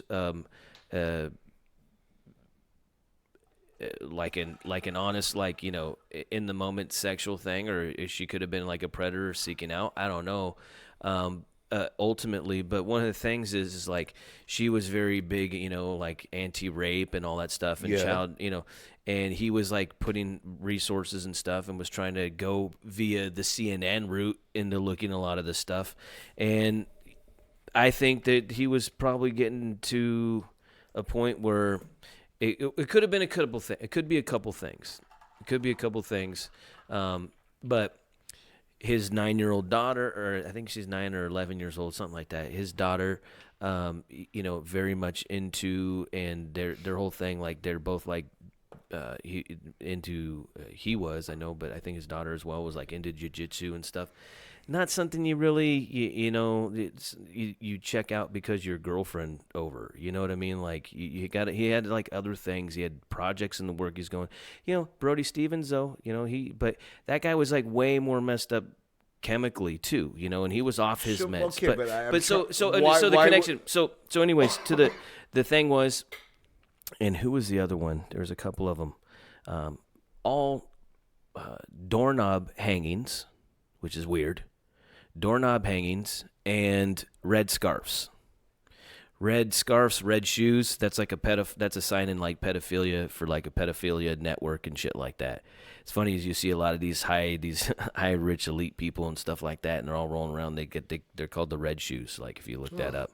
That's why when I see you with your red kicks on, I'm like, oh, Nike's I got red kicks. Yeah, Nike's got his. Yeah, I thought you had some red kicks. You haven't answered my question as to why you think he was off as opposed to suicide.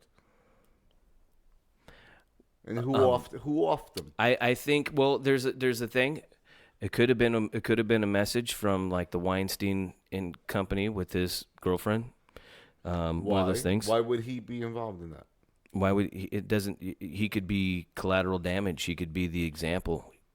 Be like, hey, look, it doesn't matter. It doesn't matter. Like we need, and she might have that insurance policy where like, well, if anything happens to me, this goes boom, fucking viral.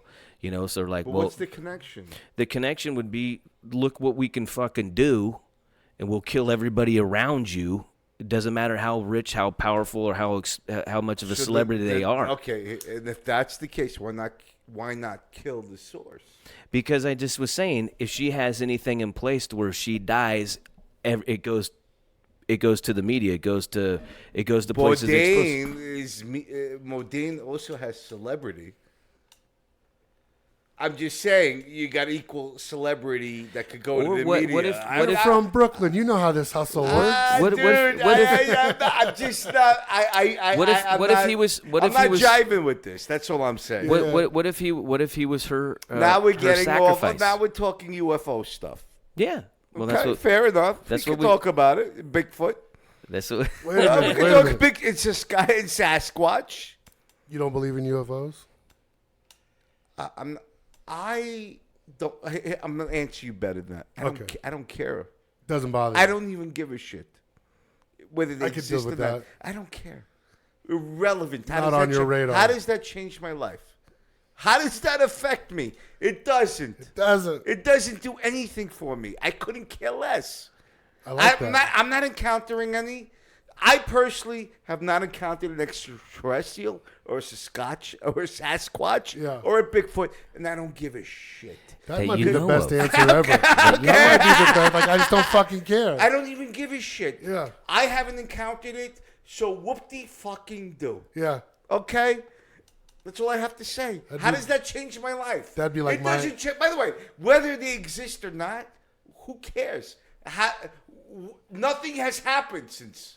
What if it could change the course of humanity? I'm dead.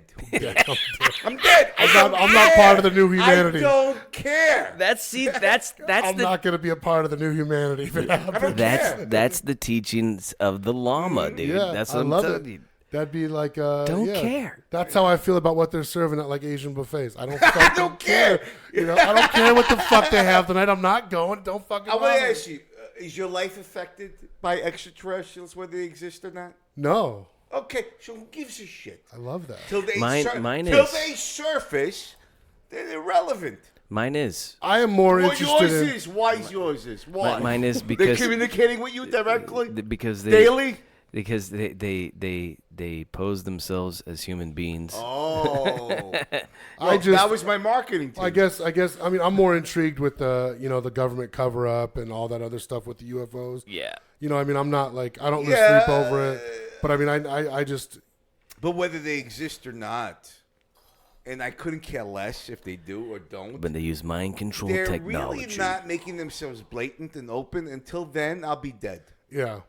See, so who cares? Well, that's my take on my take on this whole climate change shit. Like, first of all, in the history of the world, in the existence, like the 2 billion years or however long the planet's been here, right?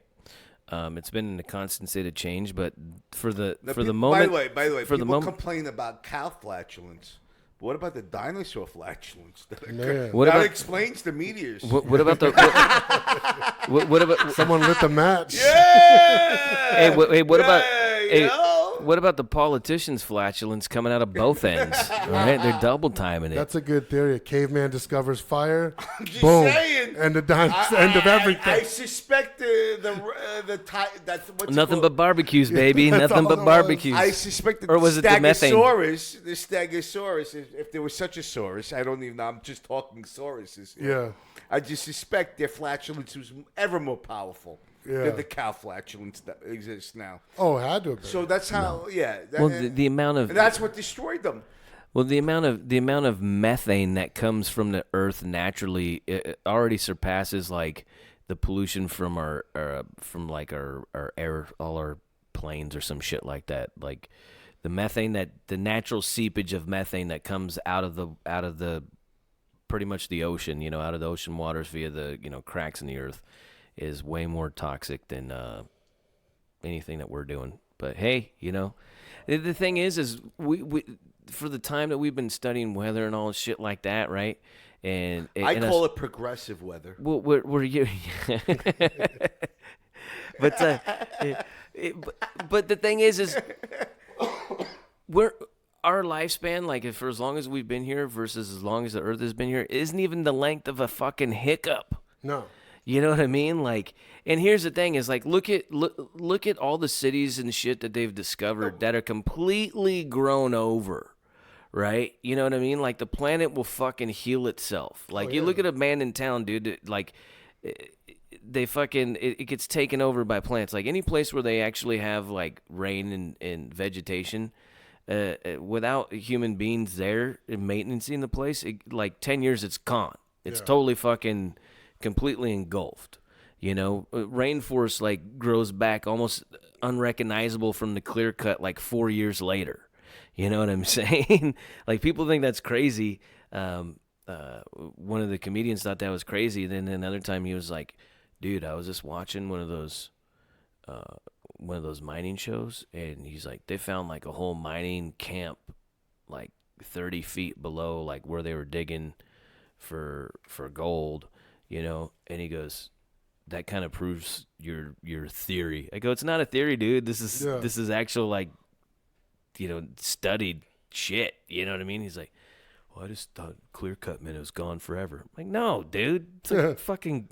It just means we're getting all out of the way right now. Yeah, dude. The fucking Fucking fire, laser hair removal. Yeah, you know what I mean. We're We're not salting the earth over there. Like, yeah, it's not the best thing to do when we could grow hemp and do all that shit, but it grows back, dude. The planet will it's always changing.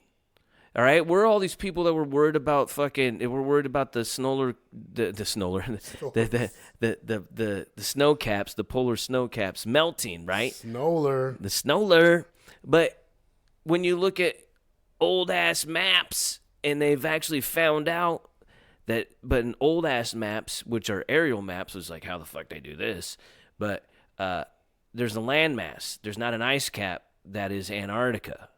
And then they found out some years back that there's a landmass under Antarctica that the ice is completely grown over. Well, why aren't these people like, we need to melt that fucking ice so we can go back to normal, because there used to be fucking land over there. Yeah. Like, why don't they try to reverse to go back? Like, I don't know. And it's a silly argument, but what I'm getting at, shit has changed. And it's going to keep changing, whether we're fucking here or not. Oh, yeah. No matter what we do. Now, the only thing we're doing, we're polluting the place. Yeah, we're polluting the place.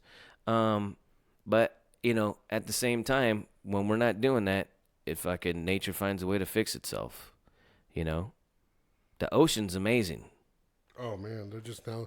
They haven't even tapped the surface. Well, I mean, as much shit as we're fucking dumping in the ocean in some areas or whatnot, they've found out this enzyme has created to like eat plastic. Really? So yeah. Wow. Dump it. Dump it all. Well, yeah. No. But I'm not saying that's a good thing, but it just shows you that it's finding a way. Mm-hmm. But if we stop doing that, But- it'd probably be better. And we know you're not encouraging pollution. No. But at the All- same time, all your I'm not going to listeners- be here. I'm not going to be here. Well, you know, when it all goes down, I'm fucking gone. Unless that's the stupid side of me. Well, you know, Yeah. they say, you know. You follow the light, you come right out another fucking vag. Yeah. You know? Another vag. Another vag. A Snoller vag. The Snoller vag. Fucking Snoller vag caps. That's going to be the name of this episode. The Snoller The Express. Snoller vag caps. The Snoller Express. Express. The vag caps. Oh man, what I don't know, man. There's just a lot going on. It's a wild time. This upcoming political race is gonna. Dude, the left is going to eat itself. It's gonna be it's gonna Well, be the. I think Biden has a shot. I think Trump's gonna win, but Biden has a shot. So you think the whole the Bernie revolution is dead in the water? No, Bernie's not going to appeal to farmers in the red states. He's not going to appeal. Yeah. It's not. No, Biden is their bet. Biden is kicking ass already. He's ahead by lengths as in the horse race. Yeah, that's this. The No, but- Hillary was ahead. No. Out of all, Yeah. no, I'm talking about the Democrats. Oh, okay. Yeah. Yeah, I don't think anyone overtakes Biden. Correct me if I I'm could see wrong. him. I could see him being the final end all. Who's gonna overcome him? If Bernie's Beto. Bernie, I mean, they already fucked. Beto is done. They already fucked Bernie last Beto's time. You know what I done mean? with his pandering, Oh yeah.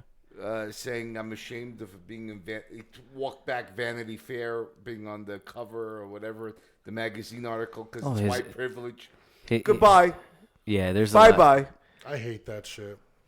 Yeah, well, what? Shit's Just showing you ridiculous. your just pandering. Yeah, weak, it's weak and nilly. Just get lost. And anybody, Goodbye. even You anyone know you're what? the people you're pandering to are like, dude, get the fuck out of here. Get bro. out What of are you here. doing? They're not you. Goodbye. The people that are like applauding this shit By are the the way, fucking Kamala morons. Harris, goodbye. Oh, yeah. I'm telling you right now. Beto, goodbye. There's only so much. Sanders has an outright crazy chick, like in the horse racing. Yeah. Things the jockey fucks up. Well, that And last then- Kentucky Yeah, Derby, yeah, did right. you see that and shit? then you have this guy, this horse that never should country something. Yeah. Wins it, who has no business winning anything ever because everyone's this. So I'll give Bernie the wild card slot of the crazy disqualification. Other things can come up between now and then that expose Biden grabbing someone's pussy. And then he's done, and then he surpasses him. He already had to back out of a presidential race because of his ethical lack of ethics. Lied about his schooling or Which some one? shit. Which one? This was back in the 80s. Yeah. Biden or Biden, yeah. 80. Is it the 88? Yeah, 80 I think something? so. Couldn't have been 82. That would have been And- too and- young and- for him. He and- could have been, but was that? No, and then for the progressives, he's a white man. Oh, yeah, That's yeah. terrible. Well, That's disgusting. he's an old white guy, And then- an old and then establishment and then you guy. got Sanders, Jewish, and what there's problematics here going on. Oh well, And I made up that word. well, I there's- coined it just now. there's problematics.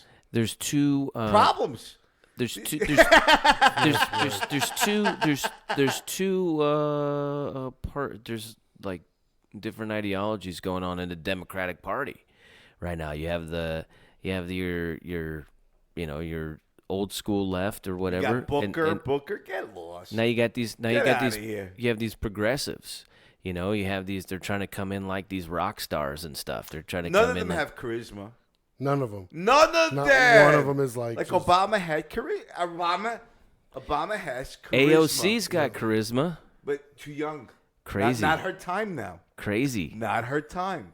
Yeah, no. She's Not not her going time. anywhere. So I'm She- just talking this field. Elizabeth Warren, get Oh, lost. disgusting. Get lost. jeez, yeah, Get dude. Lost. Yeah. Goodbye. Stop wasting everyone Pelosi, should- Elizabeth everyone Warren, they're should- all fucking lunatics. They should stop wasting. It's really Biden or Sanders. Something could happen to Biden where the Democrat Party is trying to attack Biden. They don't want Biden. the progressive side doesn't want him, and they're the ones that are perpetrating the videos of him smothering and smelling people's hairs. Yeah. And stuff. They're the ones not the Republicans. No. They're sabotaging No, they're doing him. it too. Yeah, they're doing it. It's Okay, the friend of my friend's my enemy. Okay, fair enough. But the point is, the Democrats are attacking him. Yeah. So they want, the progressives want Sanders. There's no one. I mean, Kamala Harris, done. Get out of here with the pedophile stuff. Yeah, who You're the done. Yeah. But if society has changed, like Mr. Trez has said, then that's a different perspective going on right now. But if we're still a normal society, and someone says that we should look into pedophiles' votes to rights, writing votes, then she has no chance. Now, if he says that we've changed as a society and this is the new normal, No, we haven't fully changed, but you have people that are you'll see people accept it. You'll see people support it. You'll see people defend it. I don't you know. You will. No, you will see people, but I can't see that ever. Oh no. Well, I don't cannot- want to say ever. I don't want to say ever. I don't want to as say ever. parents of children, I can't see that. It will come in. It will come in, and it will come in through. And I'm gonna say this right now. Like this pedophilia, this shit will come through. It'll come through under like a Sharia law type exemption. It'll happen. They're already pushing for it in the UK. It's already going down in the UK. They're already ignoring all this shit. The 15-year-old marriages? No. We're talking. That's like El Salvador. we're talking. I know that's El Salvador, but No, but we're talking about these. We're talking about these groomers, and we're talking about these gang rapes and shit like that, and it's all done to underage and children, and these people are getting off via and nothing happened to them, no jail time, no nothing, via Sharia law and religious gangbangs. Yeah. Some people Where did do I some look things. up these religious gangbangs? Look up look The up green door. No, Pandora? the green door. no The just green door. just Where do I check look out up? what's going on over in England, London. England is condoning religious gangbangs? There's a massive underreporting of crimes because nothing's going on. Nothing's happening. They're not doing anything. The people that do go into jail, they're trying to hide it. They're trying to, any kind of news that goes out, any kind of reporting anything is considered a hate crime, and they arrest the reporter. So not a lot of people are touching it. And then you have the news that it's in place supporting and or defending or deflecting. And how does this benefit England? It's not at all. So so what is their the agenda is to cause ultimately the agenda by those that are in charge, the power lead, is to have so much going on that they can operate without us holding them accountable. And what's going on is it's the whole order out of chaos kind of deal. What's happening, but how can people unite and come together with ideas when they're constantly fighting or having to defend themselves? So you bring in a lot of these people from these different cultures, or basically of the Muslim faith, the Nation of Islam, or I don't know if it's the Nation of Islam, but they're Islamic faith, and they don't assimilate. They refuse to assimilate. They refuse to have any kind of medium ground. It's their way or no way, and they get, because they're steadfast, diligent, and sacrifice, but they keep pushing. And if you look at the progression, and people are like, oh, you're crazy, oh, you're filled with hate, you just got to look at the history. People have done amazing research and numbers. I can't think of the dude's name. I could find it or whatnot, but this dude did this research on the history and how they go, well, here's one of the things. If you want, this is my take, my personal opinion, if you want to move out of your situation because you don't like where you live and you want to move to another place because it's better and you can live in peace, right? You move there because you want to live in peace and stuff like that. But when they go there, this is what they tend to do, is they tend to start changing everything into their ways and turning it into what it was that they just left, just like how California does, when they move, they come. So how come they don't move to other Muslim states, the places where there aren't any wars going on or anything like that? Why don't move to these other places where it's like, oh, we're the same people, we're the same faith, we're doing the same thing. They want to convert and overtake, right? Because it's to move in, it's to push, it's to take over. It's not, And the thing is you have the people in power, the politicians stuff. A lot of the big globalists, and the Democrats and the rhinos. Right, and that's one of the things. The Rhino Republicans, that part of the establishment, they actually are in control of the left. Like they're still the war people, and the banksters. They're all puppet mastered by the banksters, but they're the military industrial complex people. Then the left's kind of like in the intelligence aspect of things, but. So one of the things here is you have all this chaos going in. You're bringing this in. The people who are in control can now, pretty much it's a way to bring in a police state when you have all this. I mean, just to really condense it down. You're bringing in a police state and you destroy the middle class. And that's the number one thing. Power structures don't – the middle class – the United States is called the world's greatest experiment. We had the fastest rise, and the the biggest middle class in history, which is, made it impossible for banks and for people to monopolize, even though they have. Yeah. It made it very, very difficult throughout their history. So those that are in power, a police state ultimately is what's in place by allowing these things to go down. And when you have the contradiction between, the whole separation of church and state, but then you allow this shit to go on and da-da-da, you will see it. I'm telling you, when it becomes not prosecuted. And we're not talking about affluenza. We're not talking about rich people. And we're talking on the ground level, like it's happening right now in Spain, Germany, Italy, Greece, England, Sweden. Where's the other place? Michigan. No, but I'm just talking about where they're taking in. No, Michigan's getting That's in. where it's going to be. That's going to be ground Minnesota zero of all too. of it. Yeah, Minnesota. In Minnesota. Michigan. Where's that lady from? Ilhan or whatever. Michigan. Is she Michigan? Ilhan Omar or whatever. Michigan. Yeah, I mean Michigan. You get a lot of the Somali. Somalian, I saw a thing saying where she was talking about moving back to. Or her. Okay, I'm confusing with the Lebanese one. No, I'm talking about the one that was the Somalian. She was the Somalian chick. Is she DC? No, she's here. I'll pull it up. Yeah, Ilhan Omar, but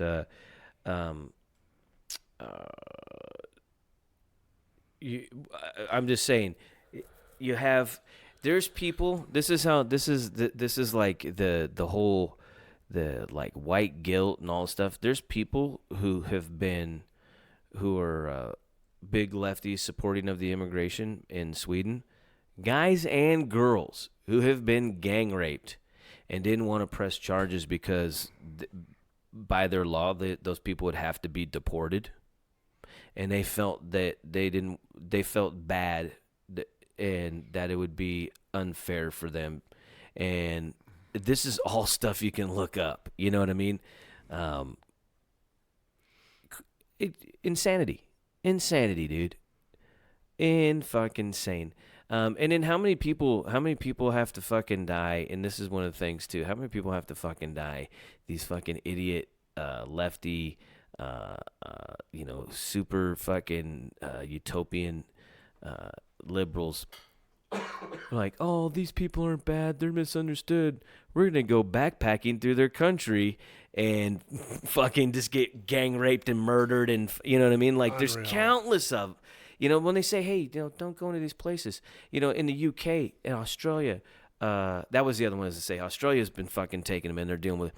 But they have the no-go zones. The police don't go there. The police that are there, they're there to tell people get the fuck out of here. Yeah. You know what I mean? They're like, oh, well, are we still in Australia? This is the last one I saw. I'm like, are we still in Australia? They're like, yeah. And like, I have freedom of press. I can go and do this. Like, yeah, but it's antagonizing to them down here, and you might cause a stir. You're like, well, I'm free to do this. And I'm like, I'm telling you to get the fuck out of here. Yeah. You know what I mean? These people are going to fucking try and kill you. And he didn't say that, but that's what he was saying. For sure. You know what I mean? You can go. I mean, I can't stop you, but you're not coming back. Yeah, you're not coming back. Well, yeah, and he's like, I'm not gonna let you stir shit up down here. Is what he was telling him, you know. And when you don't have your governments enforcing, you know, and the laws, a decency law. I mean, dude, come on. You know what I mean? These people are getting away with rape in these countries, full blown rape.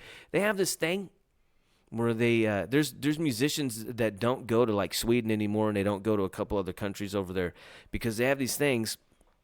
The DJs and stuff, they won't go, but they get these group of dudes, these Muslim dudes, and it's Muslims. I'm sorry, but this is the thing, the tactic. Yeah, I'm saying they're all like this, but this is the tactic within this group, within that group, right? They'll get like 30 dudes and they'll kettle a girl. They'll surround a girl to where she, 30 deep around her. She's not going nowhere. She can't go anywhere. And then they take turns and they rotate in and rape her. And they're doing this at concerts. They're doing this they're doing this by the dozens. I forget. There's a few people. This is all Googleable. Like it's like Eddie Bravo says, Sam Tripoli and all those guys. Look it up. You know what I mean? I hate it when I'm gonna put this out there right now. If I'm ever fucking typing anything on the net or you're on my social media, don't ask me for a source. I go through so much fucking shit. I'm retaining bits of information. Anything that I'm talking about, you can look it up. Don't ask me for a source. Yeah. You asking me for a source, you could have taken the time to look it up. I'm not trying to convince you. I'm talking here. You know what I'm saying? Anyways, you can look this shit up. These fucking people are doing this fucking thing, and no one's getting prosecuted. Tommy Robinson in the UK exposed a fucking rape ring and child grooming, right? These groomers, which is basically pedophilia and child rape and shit like that. And he's the one going to jail for fucking 40 days for hate crimes for exposing this. Like, what fucking world are we living in, dude? There was just a controversial suicide, too. So they might get the votes. First of all, you said another controversial suicide, and I'm not sure the Bourdain was a controversial suicide. Well, when you get into the kitty shit. No, Are you talking about Cappy? I think it's Yeah. No. You said another. I have no problem with what I'm saying is, it's very conceivable. A woman who dumps you, you kill yourself. He was suicided, dude. I'm sticking with it. Why? But no, I still don't. Okay, but it's a separate issue. Child pedophilia, dude. He was going for it. He was going for child. Yeah, to expose it. He was going to expose it. He was working on projects. Okay, but Harvey Weinstein. You saying Harvey Weinstein, maybe? Oh yeah, all those guys, dude. The wasn't- Lolita he Express. He was part of Lolita. Oh yeah, Weinstein. I didn't know. Big time. Bill Clinton. But Trump was on those planes too. Trump actually. This is one of the things I fucking had to look this up. Trump goes there and saw. It was only one time. Saw what was going on. Saw that all the masseuses were underage. He goes, dude, this is a setup. He goes, I'm fucking out of here. Fucking sat on the plane or whatever, sat on the tarmac. Didn't even go into the quarters. Fucking cut the next one out. How did he see from the tarmac that they were underage? On the plane. On the plane. On the plane right over. They were all fucking girls as the masseuses. Okay, so I'm the aware. Lolita Express. I know Clinton and what's his name was part of it. Kevin Spacey. Yes. Jamie Foxx, all these people. But Jamie Foxx? Jamie Foxx, like all these, Will Ferrell, like all these people. Now, here's the thing.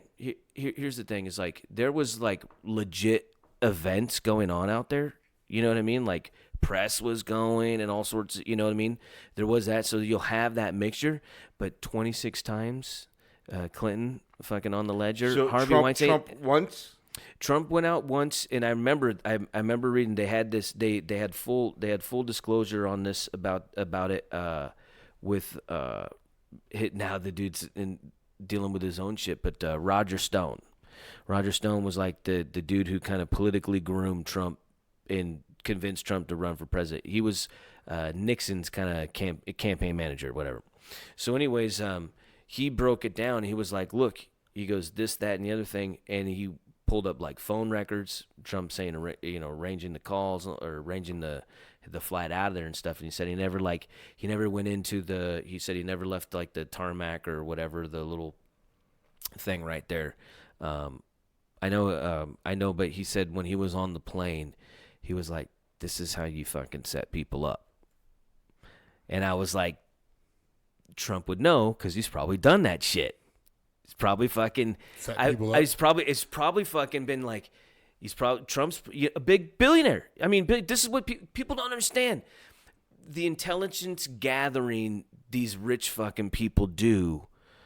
Political people, this is what they do. This is how they get fucking things done. This is how shit fucking works, right? So just imagine Trump's throwing his fucking party. Everybody's getting all loosey-goosey, and he's just got pictures of your fucking little nose on the mirror. You know what I mean? Doing some shit, and he's be like, hey, this would be bad if this got out, So maybe we could probably do this little deal over here, So then when you're flying on this plane and fucking he's he's playing the fucking 4D chess, right? He's looking at this deal and he's like, bro, this is a move out of my book. Just fucking set these dudes up with a bunch of kiddies, you know what I mean? Like, I'm just saying, I don't know if he does that. This is Epstein, right? Yeah, Epstein. Yeah. So the Epstein Island, whatever the fuck it was called, I can't remember the name of it, burns down in like 2015 or 16 or something. Fucking all evidence destroyed, dude. Everything fucking dunzo. Really? Yeah. Greasy. And then so much heat came down, they gave him like a slap on the wrist, and then they had to like put him for like retrial or resentencing or some shit like that. Dude, there's a lot of people tied in with that fucking guy. But there's like countless like private flights with like Clinton, Weinstein, Orgy Island. Yeah. Oh, what's the other one? They were flying with Weinstein, but they're like, yeah, we were watching. We watched all these. Hillary flew there. Yeah, they're like, we're watching all these movies. We were watching all these. Harvey Weinstein was breaking out movies before before they got to Hollywood. We got to watch them before they came out, and I was like, yeah, right. You guys were splitting the fucking kid on the cock rotisserie. That's what you're fucking doing. You sick fucks, dude. But I can't say. I mean, but Trump's people has come right on out and bro, he got Stephen Hawking down there. Well, I'm sure. How fucking crazy is that? Put the fucking voice box on there, bro. That's fucking nuts, dude. I wonder if he had like a multiple. If he could just change the voice, be like, I want to sound like James Earl Jones. Yeah, with the kids, yeah, on the pedophile island. Oh Jesus, that's fucked up. Because someone could have just put Hawking on that plane. He can't control shit. You know what I mean? Like, you're on the fucking plane. Yeah, dude. But there was like a lot of like I said, there was like a lot of legitimate functions, but there was always people flying in and out of that joint.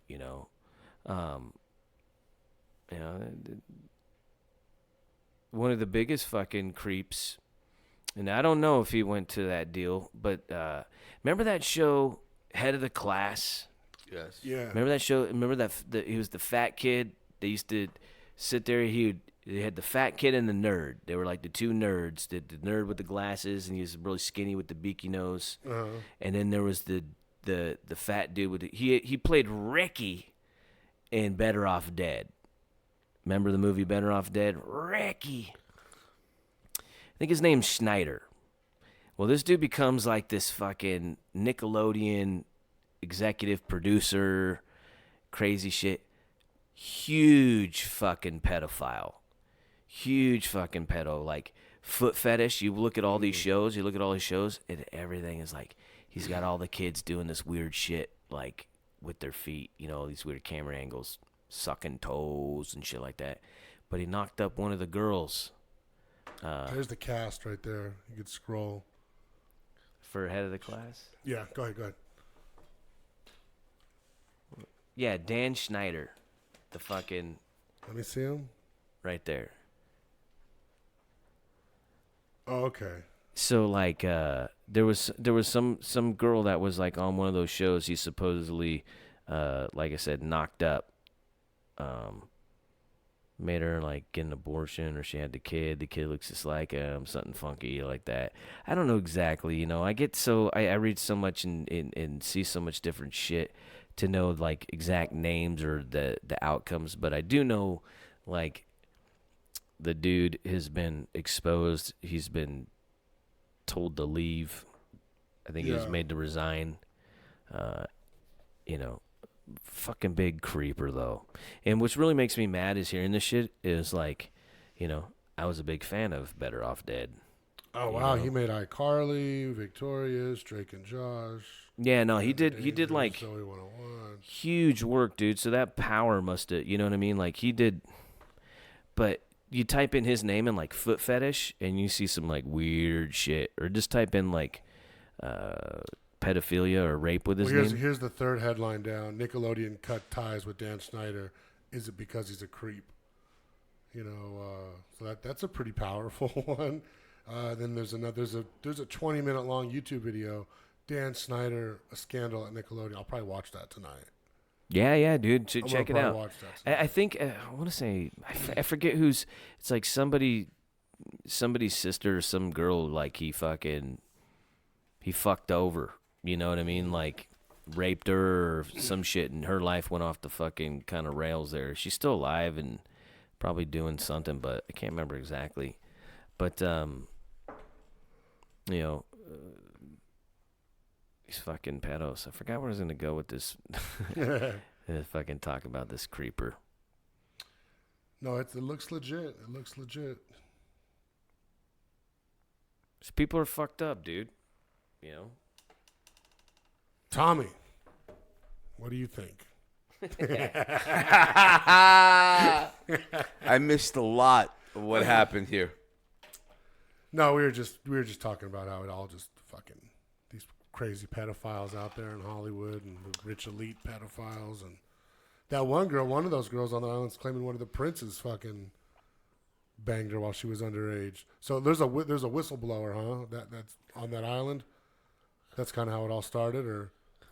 I don't know exactly. From what I was just researching, it looked like one of the victims was coming forward and naming names. Dude, when you I forget it could be Taken, it could be like The Hostel. It's like one of those movies where there's like, that kind of like crazy sex trafficking, where like they have the girls where they have the people that sit in the fucking booths and they buy them, they're sitting there and they have people they'll show the sheiks, they'll show the Japanese business dude, they'll show the fucking, the rich, like Italian fucking, whatever.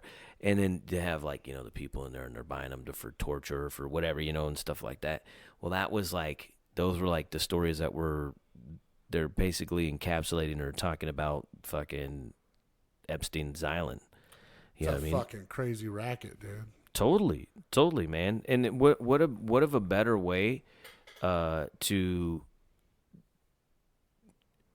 And this is gonna sound, this is taking all morality out of but what I'm about ready to say. But what a better way to like make money and know everybody that you're dealing with is fucking on the level, or you got them fucking crushed. Yeah. You know what I mean? Or you can be crushed, but most likely how he's built his shit up, he's probably. Probably not have to worry about it, but like, how do you break into that? How do you become? I was gonna say, it seems like one of the only thing weird to me that seems. Is that like passed down to you? Yeah, I guess I don't know, but I mean, like, it just seems like the only thing weirder than that is these like cannibal fucking societies. You know what I mean? Like people that are actually like out there eating human meat and shit like that. These like weird pedophile sex rings and cannibalism are like to me are like the weirdest fucking things. Yeah, if I'm not mistaken, there's supposedly more than we actually know. It's like more people that are into that shit than we actually like know. Well, I mean, yeah, and you're talking about, it sounds weird, but then when you actually consider the fact that they have to harvest human meat to consume, it's fucking crazy. Who are we speaking of? Just in general, just that it exists, that it's a thing. I mean, I was, Culture. There was who was that one rock star that came out this is a few years back, said he was a part of like a snuff film. He was there when they're filming like a snuff film. He's like, it was like a party, like everybody had to spend like $150K to like get in, and then Jesus. and it was like all the stuff. He goes, yeah, dude, they killed like a girl there and filmed it and like some shit like that. And I was like, fuck. But you hear about this shit all the time. Speaking of snuff films, There we go. the worst part of being part of a snuff film, being cast, is having to memorize your lines. Yeah, I can imagine. I can imagine. Well, there's a lot but riding on that performance, dude. But you know? yes, there is. But I was on the 2020 segment where I played the body double of a comedian that was. You can look at this up. I played the body double. I was in bondage and whatever. John Carpenter was on the show, now deceased, and this comedian, Chris Heward, was set up for a snuff film. Oh wow! They put it on in Canada, whatever the equivalent of Craigslist, whatever it was, backstage. I don't know what it was, Kijiji, and they killed the girl before him. And he was a famous director, by the way. He was doing children's programs, and this Chris was called for an audition. No, they killed not a girl. They killed another guy. They set him up. They did different things. They sometimes did a casting thing or a dating thing, and they killed a guy that girl to hook up with, and he came and they killed him. Now Chris Heward went and for casting for a horror thriller. They tied him up, and he found it weird. They really secured the things. Yeah. He sensed something was wrong because they were coming at him with the sword, and and this director. He's in prison now. You could look this up. Chris Heward, whatever. But that was the director? No. Chris Heward was the comedian. That was the attempted the victim, the almost victim. They were coming close to him, and he said something. This wasn't right. His spider sense kicked in. He unraveled the roping, whatever. He just, as they were taking breaks, because when you're killing someone in this snuff film, you want it done right. You got this time and preparation. So he broke out of it and he stood up. It startled them. They don't like to be startled. The directors of snuff films don't like this unexpected behavior. Yeah, they let him go. They just said, call me back. They didn't like it. They didn't like the surprise that he broke out of the rope. And he left. And then there was a big prosecution.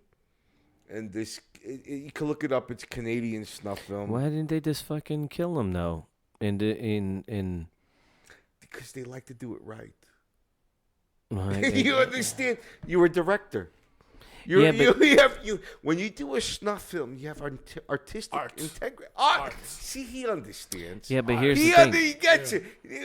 This guy was not right. He was not right. The vision's not there. It's not happening. They didn't feel it. That's what I said. You, as a commoner like me, said, "Why didn't he just kill him?" That's not how it works, dude. Well, that's what happens when you leave witnesses. When you're a director, when you're a director and you have, he's a director. I mean, the storyboard. Even when you do, wasn't right. Even when you're doing a snuff film, it's gotta be right. Yeah, you gotta sell that. That's the guy you want directing your film. You have to sell that, dude. You don't want a witness who could put you in jail, though. That's the thing. No. Well, they did, but Well, The again, fact- we're dealing with a lunatic, so all rational thinking Yes. is out the window. Stop with the rational thinking. He was like, you know what? You're approaching this He's with like, rationale. Wrong. Get You- out of this mindset. You deserve to live. Refocus. Just think of it from the point of yes. view of an over-obsessed artist that just wants the perfect fucking stuff. And by the way, I was the stunt double. So wait, on the thing, I was on 2020. You guys recreated the snuff? Yes. And the director was in jail? Yes. This probably And drove him crazy. This probably drove him crazy seeing his snuff film being recreated and not being good. Right. In his eyes. This was Pissed him probably off. worse than being in prison for this guy. Yes. This for sure. This is a true story. Yeah. Look it up. I was the body double for the victim. I know him. So we were similar bodies at the time. Yeah. So. And how's the comedian? And John, doing I now? met John Carpenter because they were blaming John Carpenter for this type of behavior, and he was interviewing that Carpenter. That's Freddy Krueger. No, that's Yeah, he made They Live. that's not the Freddy Krueger guy though, right? Carpenter? No, that's No, who's the Freddy? I'm know, sorry, he made so many- totally John missed it. Carpenter did a lot of horror movies. Okay. They were blaming John Carpenter because he's creating these types of behaviors. Visual images to be recreated and obsessed over, and And he was unapologetic. fuck No, I'm not. I'm just saying. No, that's for of course he was. I mean, he didn't do anything. No. I made. Are you looking it up? Yeah, known for assault of Precinct 13, Halloween, The Fog, Escape from New York, The Thing, Big Trouble in Little China, and They Live. Big Trouble Little China. They Live was the best. Which ones They Live? With Roddy Piper. Yeah, it's the best movie. Oh, that's that's the one best where the movie fucking probably where they ever see made. the. Okay, yeah. I just had that as my profile picture. But for a look while. up Canadian snuff film with Chris Heward or whatever you want to do. Yeah. How do I spell Heward? Heward. Shit. That's amazing. He survived it. He broke out. It's so funny that even with a snuff director, they have integrity. That if it's not right, It's an obsession. They can't sell it. It's gotta be done. No, isn't that it's just incredible? That's just incredible. Yeah. That he let him go because he ruined it. He ruined it. How dare he? How dare- Like fucking. It's hey. over. So go. Just get out of here. Just dare- it was. yeah. he I didn't yell cut. Yeah. I didn't say cut. You broke character. It's over. Yeah, and they were coming menacing close and close, and he sensed something was wrong. He busted free, and they were all startled. And they were gonna kill him. Yes. And did they ever reshoot the snuff film? He was arrested because he was a witness now. Yeah. So I mean, He was done after that. They let him go, but Did they find you're any- asking me he's asking me why they let him go, but why not just kill him? Because They're not. you're they're an not artist. normal people. You're an artist. Yeah, this isn't. It's normal. like Hannibal Lecter. Of course. You want to eat the organ with the right wine. Yeah. It's got to be Chianti. perfect. It's got to be Chianti. It's perfect. got to be done. It's got to be cooked right. These guys, you're not dealing with them because you're dealing with the rational mind. It's the wrong approach. I know it wasn't the original one, but every time I hear about Hannibal Lecter, I just picture Ray Liotta, at that fucking dinner table. Yeah. Like, I don't That know was why. number 3? It was like number 3. Yeah. But I just always picture Ray Liotta. 2. Yeah, With with the that brain? sitting at that fucking head of the table, just totally, just in another world. You know what I mean? And they're like, yeah, I don't know why. I always picture that. Some people picture the guy with his dick tucked. They picture Buffalo Bill. And I've worked, this comedian I've worked with many times. Good guy. He's nice still guy. working as a comedian? Yeah. That's good. But, What a life experience. yeah. You know what I mean? Incredible. Like what a life experience. He only it's an incredible tale. Because like He comedians survived the snuff film. Yeah, that's what I mean. And they were doing different things. They were doing personal ads and they were doing casting. So, but they were filming it all. Yeah. But they killed the guy. The guy before him that appeared for their ad, they killed. That's what I was gonna ask. And they never found the cheated. body. They Clearly- they never. They said that what you're reading? they said they never recovered the body. It was last seen on Okay. like that October for the scene.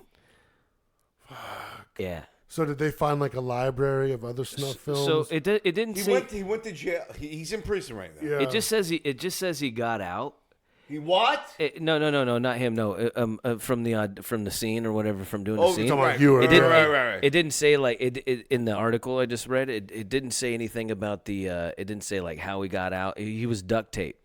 Yes. And he said like. And I did that. And I he did said, that. That was in. Okay. Whatever. Yeah. But- yeah. The but- reenactment. But he said that he said that they were very tight and all that stuff like that, and then they duct tape his mouth so he couldn't say anything. But he's like, they're swinging these swords at me. He's like, I felt the swords. They were very sharp. It was very scary, very dangerous. And he goes whatever. It didn't say anything, but he goes after he got out and he went home or whatever and stuff. He said like 2 weeks later he called the cops. He was like, I realized what was like going on or whatever, and then that's when they went to look and they didn't find the other dude. That's how I felt about that girl I was telling you guys about earlier. You know what I mean? Like I left, and then I went back because I felt like I had to, like something was wrong. You know what I mean? So, that's crazy. Was that an educational thing for you? The whole snuff film and the when you were bringing when they brought you in to recreate it. Of course, it's educational. Yeah. How would I even know? That's what I mean. I never even. I don't think I till then. I don't think I knew that stuff existed. Yeah. I know. I actually before that I knew that there was snuffing of animals, like women with high. There's a fetish out there with women with their high heels killing cats. Oh wow. I read about it. I'm not a connoisseur of this stuff. That's as far as my knowledge went. Snuff films, and I heard about snuff films, but just in one ear out the other. Yeah, And then now, wow, I'm fully engaged. Is that what the snuff stands for? Snuff, yeah, Snuffed snuff out? you Yeah. out. Snuffed And out. Yeah, there that are means billionaires someone dies in a snuff and film. millionaires Someone pay top dollar for this type of video. So this is like. This is a major money maker. And now today this would be like dark net and this stuff Chris or Hewitt whatever it's fucked called. it up. Yeah. He fucked it up Yep. by breaking free. What's that? Terrible What's acting. it? The dark net or it's called the dark net, Dark web. I dark think, web or whatever it is. But that's in today's age, that's where people would go to find snuff films. No, Kind you of. got to know. I think you got to know people. No, there's It's like the pedophilia thing. You got to know channels. The dark on the. I think. No, in a sense, he's right. But you can get on the dark web. Here's the thing, dude, is there's bad people. There's bad people with a lot to lose. You know what I mean? And usually, and they tried to make a movie about it, and they tried to. They made a movie about it, and it was real short deals. Whatever, it didn't get much attention or whatever, but one of the things that has been known and people say about it, is a lot of times the people that you're getting in contact or whatever, they're able to find you, and you become the next fucking Snuff. yeah. Jesus. And that would make a lot of sense, right? But here's one of the things: is like you on the dark web in the right places. I've seen video from there. I mean, we talked about it before, and it wasn't like I saw a video. It was like this video of the video where you hear the audio. And it's some of the most haunting shit I've ever heard in my life. Like I could never watch or like it still bothers me. But yeah, you got the dark Clearly web. not an actor. Definitely Yeah. no. You can know pain. Yeah. You know what I mean. You know pain, and there's people that paid a lot of money, and there's a lot of local shit, dude. You know what I mean? That's fucking crazy. Yeah, it is. And the thing is like people act like, oh yeah, no, it's bad, but then like. People around us fucking do it. I guess it. to that, I guess just ignorance is bliss, right? Like, I mean, I would assume a huge population of the world don't even understand this, don't know about it, No, totally. never dude. heard about it, just walk around, but you know what I mean? But like, these are rich people that will pay big dollar for this type of video. Yeah, and well, the thing is people are like, oh, that's crazy. No one would do that. No, you wouldn't do that. You know what I mean? Like, once you get to certain, here's one of the things, man. Especially if you come from old money, you come from like an elitist, you vibrate different. You don't look at life the same. It's just like in a third world country, like they don't value life the same as we do here in the States. Yeah. You know what I mean? Like, you go to a Latin country, dude, they don't value life. Like, oh, they got a problem, fucking problem solved. Yeah. You're like, whoa, that was a human being you just fucking erased. Yeah, like. And same here in the States, with people, but a little bit higher regard. But once you get to that certain level, and that's one of the things, that's why I honestly believe Hunter S. Thompson was killed, because he was a guy that actually supposedly made or procured people for snuff films. And they said he killed him. Get out of here. Yeah. Where is it? This is all stuff that's been talked about. This isn't anything that's been written down, but he Are you sure he didn't die from alcoholism? No, he shot himself. He did shoot himself. Yeah, he shot himself. He killed himself, and he left this like really very un-Hunter S. Thompson-esque fucking note. Memoir. It's kind of like the whole, real quick, kind of like the Cappy thing, which we'll talk about. What you're saying? No, I haven't heard it. I never heard of that. So he here's one of the things is he leaves clues and a whole bunch of stuff. When you get into the movie of Fear and Loathing in Las Vegas, what you actually find out when you look at the movie, okay, and you look at the symbology, you look at the signs, and if you know the fucking, the way the world works in these ways, it tells you the story, and they tell it all through there, and you try to make it seem like, oh, he's just on this drunk bender and stuff, but it's about fucking organ harvesting. It's about adrenochrome. It's about fucking blood rituals and sacrifices, that movie. It's about snuff films. The little girl, Christina Ricci, the whole thing, procuring fucking an underage. Oh, yeah, I found her. But now they're trying to get rid of her. That's like, they're showing you how easy it is to get these girls for these fucking things, right? And they're all freaking out. But then in that movie, old boy's like, yeah, try this. Where'd you get this? Oh, from a Satanist freak. He said, why fuck with children? They're too young.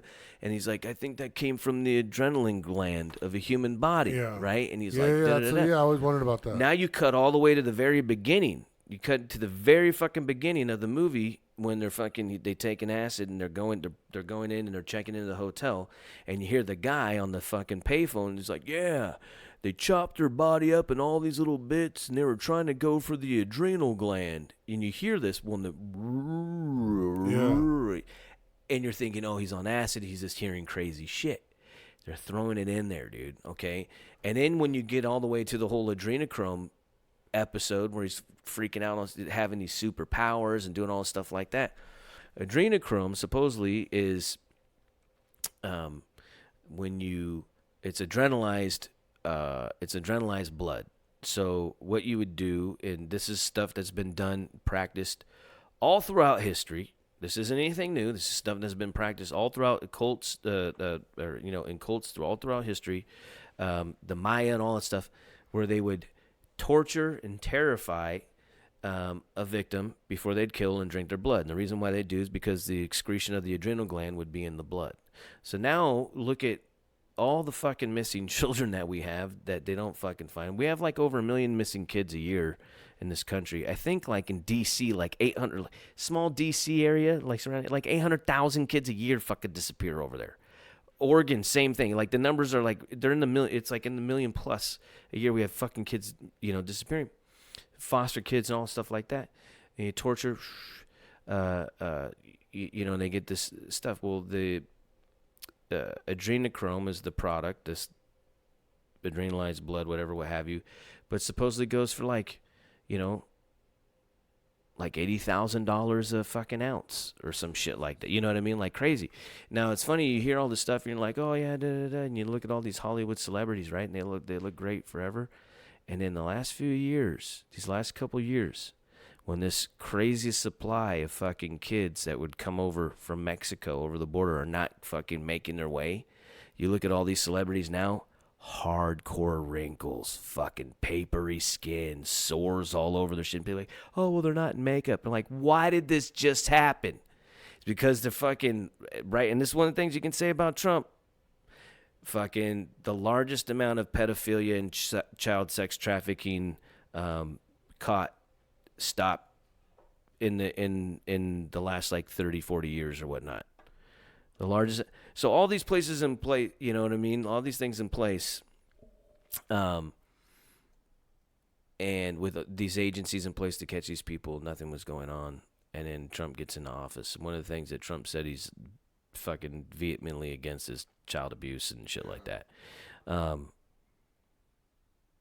Clinton Foundation is tied in with child sex trafficking, Haiti, and all this other shit like that. Shit that's down at the border. Big money. Big money. There's a Mexican concrete company, and one of the things that they do to put in their concrete, and it makes it like they're like one of the best concrete companies in the world. But human blood is one of the fucking supposedly the mixtures, and making it like amazingly strong concrete. Because it congeals. I don't know. Congealness of the blood. I've seen this accusation. I don't know the validity, but the thing is people have actually taken their own stuff, and whatever the scientific or the medical term for like writing out, or the Latin term for writing out blood, is in the ingredient list of their shit. Oh, wow. So, but Hunter S. Thompson being in with these big groups, the Hells Angels and shit, they were fucking. No, the Hells they were into procuring. They beat 'em up. No, what I'm saying, they were, they're into procuring. He reported one of the Hells Angels for beating up his woman, and they beat him up, and he was no longer welcome. Yeah, but that's the end. But what about the shit that they did? All I know is when you get in these groups, these are kind of the ground level guys that would procure these people. You know what I mean? They would be your in. Those would be the guys that would be like, hey, we know some people, or he knows some people. But I honestly believe, being somebody who had influence, somebody who could say something, and people might actually follow up or follow, and then he's getting into his old age to where he doesn't give a fuck. I think he was taken out, called a suicide. I honestly, and then here's another one, to be conspiratorial. I honestly think Joan Rivers was fucking killed. I think Joan Rivers was killed for fucking calling Obama, for saying Obama, and this was something that was talked about long before she said anything. But Obama being gay, there was like a whole bunch of that about him being gay all the way from like early college or whatever. I think even maybe high school, but early college.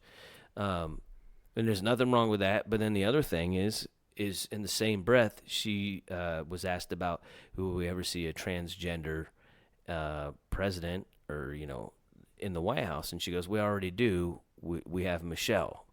And she goes, everybody knows, this isn't a secret. And everybody who's in the know knows, and we all support her, and and stuff like that. Like 2 days later, she went into surgery and fucking died. And they said that like that shouldn't have happened. But somebody said something that whatever they did, they burned out her throat, like completely, like she might as well like swallowed fire when she died. I don't know, but if you wanted to fucking send a message. But here's the thing: she went for excessive plastic surgeries. This one was for a vocal cord surgery. But I said the same thing. You only get so many. You can't get knocked out. Sure. You only get so many. So I don't know, man. I would play. I mean, definitely, I would play coincidence theorist on that one and be like, oh well, she died during surgery. Happens, especially after having so many plastic surgeries. Joe Rivers doesn't have political influence. No, but the thing is she did have a big following. The whole her whole red by the way, carpet. that's his second term that he was doing. He's on his way out. Yeah, but the thing is to out somebody with something to out somebody. And Look, anything's possible, but I don't know. It could also be because she had 72. The 72nd surgery was the final nail in the coffin. And No, you I know told what? you. Like, it's not a woman that was her first time. I always say though, you only get so many. You can only be put under so I many don't times. know. Joe Rivers is not a threat to Obama. He was on his No, way but- out anyway. No, but here's the thing. No though. one's going Obama. She said what she said, and no one's. There's just if Michelle is a transgender, okay, the only thing would be was why lie, right? Why lie and why and then you pulled off the lie. Okay, so So- are you saying those are not his kids?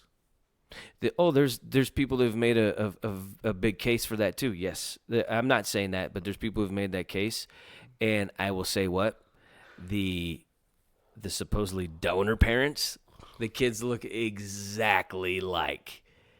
It is like it's crazy. It's almost like looking at when you look at Arnold Schwarzenegger's love child with this fucking Mexican maid.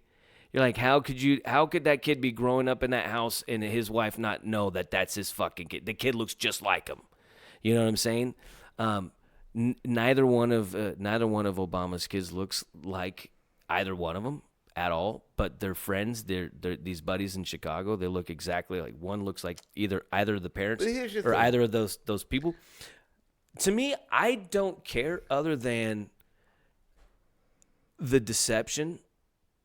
If that was the case, Here's the thing. that's just so elaborate to me. He doesn't know that he's going to win the presidential race. So for him to procure children and according to you, a transgender wife, that's a lot of investment for something that's not guaranteed. Well, when That's not by the way, people vote. you know how many. You I can't think there's over eight times that they have on on interview of Obama calling Michelle Michael. No, I've never Yes. seen one. Yes, Really? yeah, honest to God. And then there's somebody found someplace like back in their college days where he professed his devotion to one of his friends his best friend named Michael or some shit like that. And it wasn't like a love letter or anything like that. It was just saying about being loyal to somebody that was like down for him or something to that. And I don't know the extent of it. So I'm talking a little bit out of school here, but it's people have done the work. One of the guys I will say, if you want to know a lot about like these things that are these accusations with sourced material, would be to look up Wayne Madsen of the Wayne Madsen Report. The only thing is the last time I was on his site, there wasn't a lot of free content anymore. A lot of it was paid for content. So there's that. But no, there are people who actually fucking have made some valid cases. And I'm not saying 100%, and it's easy for me just to be like, that's crazy, that's absurd, without looking into it. But the little that I did look into it, I'm like, that's pretty solid evidence to what you're saying there.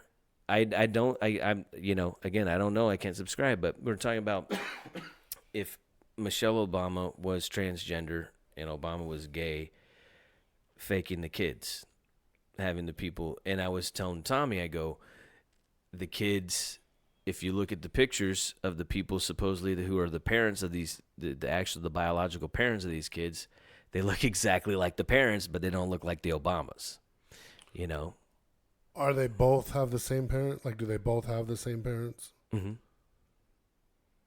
Yeah, it's like some couple, some like real estate couple or some shit like that in Chicago. And what age do they get the kid? Like right away? See, I don't know. Because one's old. I mean, one's a couple years older than the other one. Yeah, I really Did don't they know. just like pay them to like what's the word See, for and that? would it have to start in the Senate? You know what I mean? When does it start? Well, you know what I mean? So like what's the word for it called? Where someone else carries the baby? surrogate. Like where they like, or no, or do they just I say don't- you guys have a kid and we'll take it? You know what? That'd be if it was a surrogate, then Obama's got some really weak genes because neither kid looks like him either. Gotcha. So And then must have been more of a controlled adoption. One of them looks like the dad, and one of them looks like the mom. Fuck. Mm-hmm. Because she's got a dick. Right? No, not Michelle. Not, No, I'm saying like, because supposedly- Michelle's got a dick and fucking that's why they had to buy kids. The only thing is that's the theory? That's it's so easy. Yeah, that's the. I mean, I've heard By the way, if she has a dick, that's a it's conspiracy. a lot to cover up. It's a lot of hassle, a lot of headache. but there's a lot of pictures. She's got the Good. Finkel and Einhorn bulge thing going on. Oh yeah, Dude, go on. dude, Wait, dude, go but go that's on. a lot of. Go on. Okay, I hear what you're saying. Go on YouTube and- Images, angles. No. What I'm saying, Type dude, look at the Ellen. Look at Michelle Obama dancing on Ellen. There is a fucking dong. There is a Dude, dong. dude, There's an uncut that dong is a dancing in by that the deal. way, if that's the case, It's no kegels. that is a tremendous involvement in covering up. It's a lot of, but you're asking for the this is $1 million man type of but, stuff. But for somebody who would for a at guy, their age, wait, hold for on, a guy who hold on. wasn't even guaranteed to be elected. Well, that's not necessarily true. Why? That's not Why necessarily is he true because guaranteed? I mean, up until now, there's up until now, and even maybe even with Trump, they say presidents aren't elected; they're selected, right? Obama, this junior senator, comes out of nowhere, rock star, and he's all of a sudden doing the keynote speech at the DNC, at their big convention, and then also he was anybody if you follow, he I forget the guy's name now. He just passed away, Mars. But if you follow these people, Obama was selected at the Bilderberg meeting before him and Hillary flew off, and they basically told him at the Bilderberg, "You're president. You're gonna be Secretary of State. Go out there and fight." You remember when Obama and Hillary disappeared? Obama was supposed to be on a plane, and all of a sudden he wasn't on the plane. And it was just they put all the press and everybody up on the plane, and Obama was like, that plane takes off, and like, oh yeah, Obama's not here. He had a different meeting to go to, and they're like, what the fuck? Like he did, and him and Hillary went to the Bilderberg meeting. I forget where it was at that year, and they eventually it was out like shortly after that, but that's when they basically called the shots. But so anyways, yeah, I know it's a long work, but here's one of the things I will say this. In the life of Michelle Obama, in the life that it would living in, that if you were to be a transgender, and you were living the life, you were doing, you're doing the whole thing, like, you know what I mean? You're coupled up and you're doing it.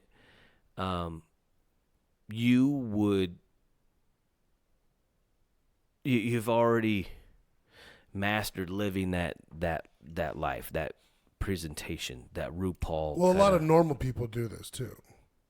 What's that? Well, I mean, a lot of people have that type of thing where they, you know what I mean, and they adopt kids and they go about and don't tell anyone.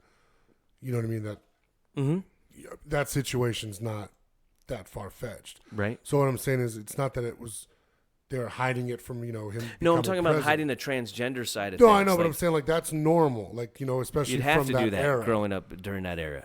So a lot of people have done that and are doing it now and still do it just because of whatever job affiliation or church affiliations, and so I mean, like, it's not like they were covering up for the presidency that early. You know what I mean? It could have just been how they were living. You know what I mean? Totally. No. So Totally. I mean, it's not that far fetched if it's true. Mm-hmm.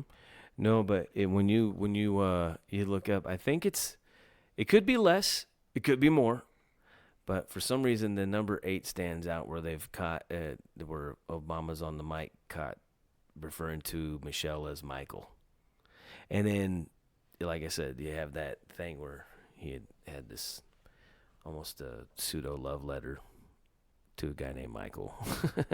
But I want to say it as a love letter because... Well, there's been stories, too, of, like, people have come out and said, like, I don't know if they gave him oral sex or received oral sex from him. Well, in the Madsen report, way back in the day when it was free, and there was that whole thing with the Reverend Jeremiah Wright, like, supposedly his hate speech pastor or whatever, they're all freaking out about. Oh, yeah. Well, in Chicago, they had...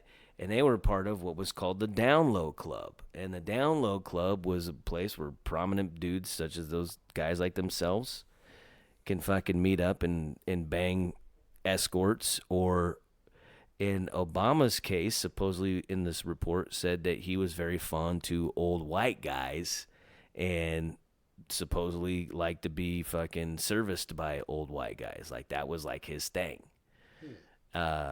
So maybe... that's where that came out, like, if it hit any mainstream media. But that was, like, his thing. And I was like, well, if I was a gay black dude, fucking getting my dick sucked by old white guys would probably feel pretty good. You know what I mean? Like, reparations, bitch. You know what I mean? Like, I don't know, but I'm just saying, like, again, there's nothing wrong with that other than putting the spin on I'm not that. I'm the Christian family guy. Yeah, you know what I mean? That's the problem that I got with anything. You know what I mean? Anything and anybody. Like, I'm trying my hardest to be as honest and open and, as true as I can be to myself. You know what I mean? Like, the last lie that I was living, the last thing that I ever had to worry about, like, keeping from anybody was I was growing dope in my house. Yeah. You know what I mean? Like, after that, like, it sucked getting busted, but at the same time, it felt fucking great. I didn't have to lie. Yeah. I didn't have to lie where my money comes from. I didn't have to lie, like, what's that fucking glow coming out of my garage? Yeah, and plus the looming, weight on your shoulders of getting caught. Yeah. That's a fucking disaster. Dude, even though I've put out more grays since I've had other kids, but... Yeah, sorry, I might get a little long-winded there. Tommy's the opposite. Well, when I'm involved in the conversation, I will contribute. Sorry, yeah, shot across the bow there. I love it. I get passionate, dude. Sorry. I've brought up many interesting segments in this conversation tonight. And when I'm asked upon, I will provide. You got anything local coming up? Yes, I'm at Jokesters Comedy Club this Wednesday through Friday. Oh, wow. Sweet. I'm gonna have to. I'm coming down. Yeah, I'm coming. Okay. I'm coming. It's for a real treat. There you go. It's a real treat. Yeah. Yes. How long are you doing? That has not been. I was gonna say, they have you in the middle, or they I'm have doing you? the cameo. I'm doing the cameo. Okay, so guesties. They're not getting the full experience. I'm not gonna. I want the full. Where do I got to go to get the full experience? Calgary. They appreciate. I'm not Calgarian. They appreciate. Well, yeah. Should have came to Chonklas, dude. He fucking put it down. Chonklas, I put it down. Chonklas, I put it down. Chonklas. I laid down the law. Fuck, I hate that it's on Wednesday. This is it. This is the last week, and then I'm back in the. But but it would not be a waste for you to come down because I'm going to be in the competition and I'm preparing for it. And competition. Yes, the Hard Rock Cafe is having a competition in Tahoe. Okay. And I'm one of the 12 invitees. It's nice. So I'm working on my... I'll fuck around and go to Tahoe. I'm working on my... Oh, really? I'm not fucking dude. Dude, it's in June. School's out. June what? It's in June. Okay, boys. Here we go. yeah. Boys, Road trip it, by the dude. way, don't misconstrue my silence for lack of interest. I'm just listening to the.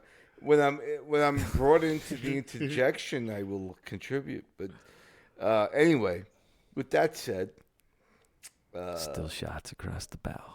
I threw shots across the bow because I did throw some shots, but very light shots. Hey, you brought the vodka. I brought the you vodka, could dude. 2 shots. I You did the can throw shots all you vodka, want. but I did contribute because I brought up very interesting esoteric topics, such as snuff films. I love it though. Like I said, I got an education there.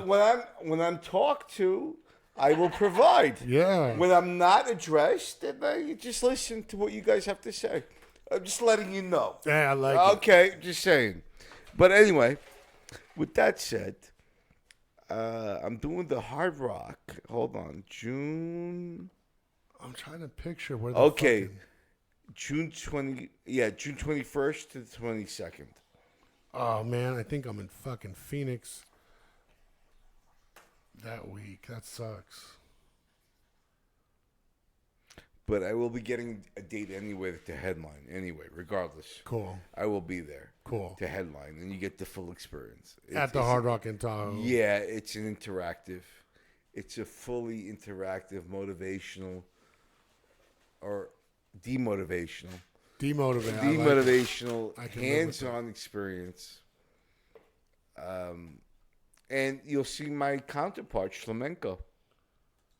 Man, I got to meet Shlemenko. Shlemenko is a fan favorite. Uh-huh. And he's a criminal. He's a criminal from the Ukraine. And wears Adidas, and he's a mobster.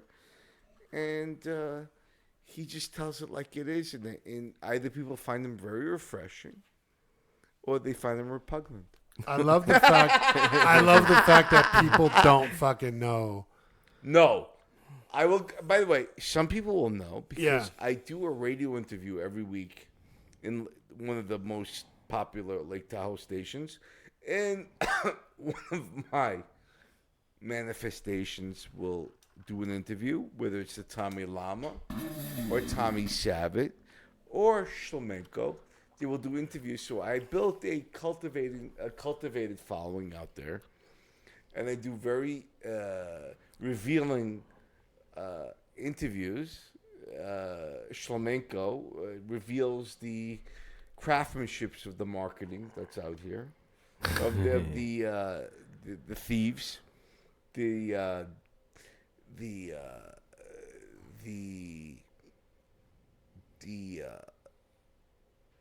I'm blanking at thoughts because sometimes me and Shlemenko don't communicate, and I can't speak for him accurately, so I will pause at that.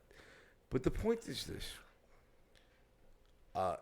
you will get the full Tommy Lama experience, which is very enlightening. He disparages the, as you know, Tony Robbins is in the news today for sexual harassment. Get out of here. Really? Old Yeah. No, I didn't see this one. Yeah. I didn't see that. Old banana hands? Yeah, I was going to say the banana hands, huh? Get a Shit. little too much on the Chiquita. The fucking feel. Imagine getting thumped with those fucking Oh, things. my God, dude. This fucking middle finger's bigger than my schlong. Yeah. It's got to be, dude. Paws are fucking huge. know, What do you do? What do you do? There are people coming out now that he Harvey Weinstein them. Not in this. He never had the sex. He never got as far as the sex, but there was untoward advances. And It's out. It was out in your favorite modicum of news, Twitter. No, there we go. But it was Oh, there. Twitter, It was yeah. plastered on Twitter. Now, did he come out and support Trump first Yeah. before these accusations? I don't know. Seems to be the go-to. But sorry, Seems yeah. like anybody that was in business in the 80s that's still in business now was just going to get fucking... You have a very interesting perspective there. That just was the culture back then. You know what I mean? And I'm not saying it's okay, but like that was the fucking culture back then. Like, period. It just was. So I mean, I can A lot see of ass grabbing and nipple twisting, dude. Yeah, I you know? mean, But here's what I have to say: life is never static. It's always changing. So whatever is happening now will not continue in the. I don't know what's. By the way, that's what I mean. I don't know what's coming. By the way, I don't. That's not to say that the old school's coming back, but whatever's happening now is not permanent. It's no, true. not at all. Like for Not sure. at all. Yeah, it's like Not at all. And you know, I'm listening to a lot of comedians saying they can't do. It's changed. Bill Burr's getting booed. You know, blasphemy. No, this is what I'm hearing. No, this is what I'm hearing. Like it's not. It's you know, we are dealing with a different breed. That's a generation that's very antiseptic. You know, and They're trying to nerf the world, dude. yeah, but their time will too also be erased. So I don't know what the next coming will be, but they will be erased as well. So Not that- bleak. Yeah, very bleak. I'm already raising my kids and putting it in their heads like, listen, all you got to do is just be a little aggressive. Because none of the other people in your fucking age group are a little aggressive. So if you want to like take over the world, just be a little aggressive.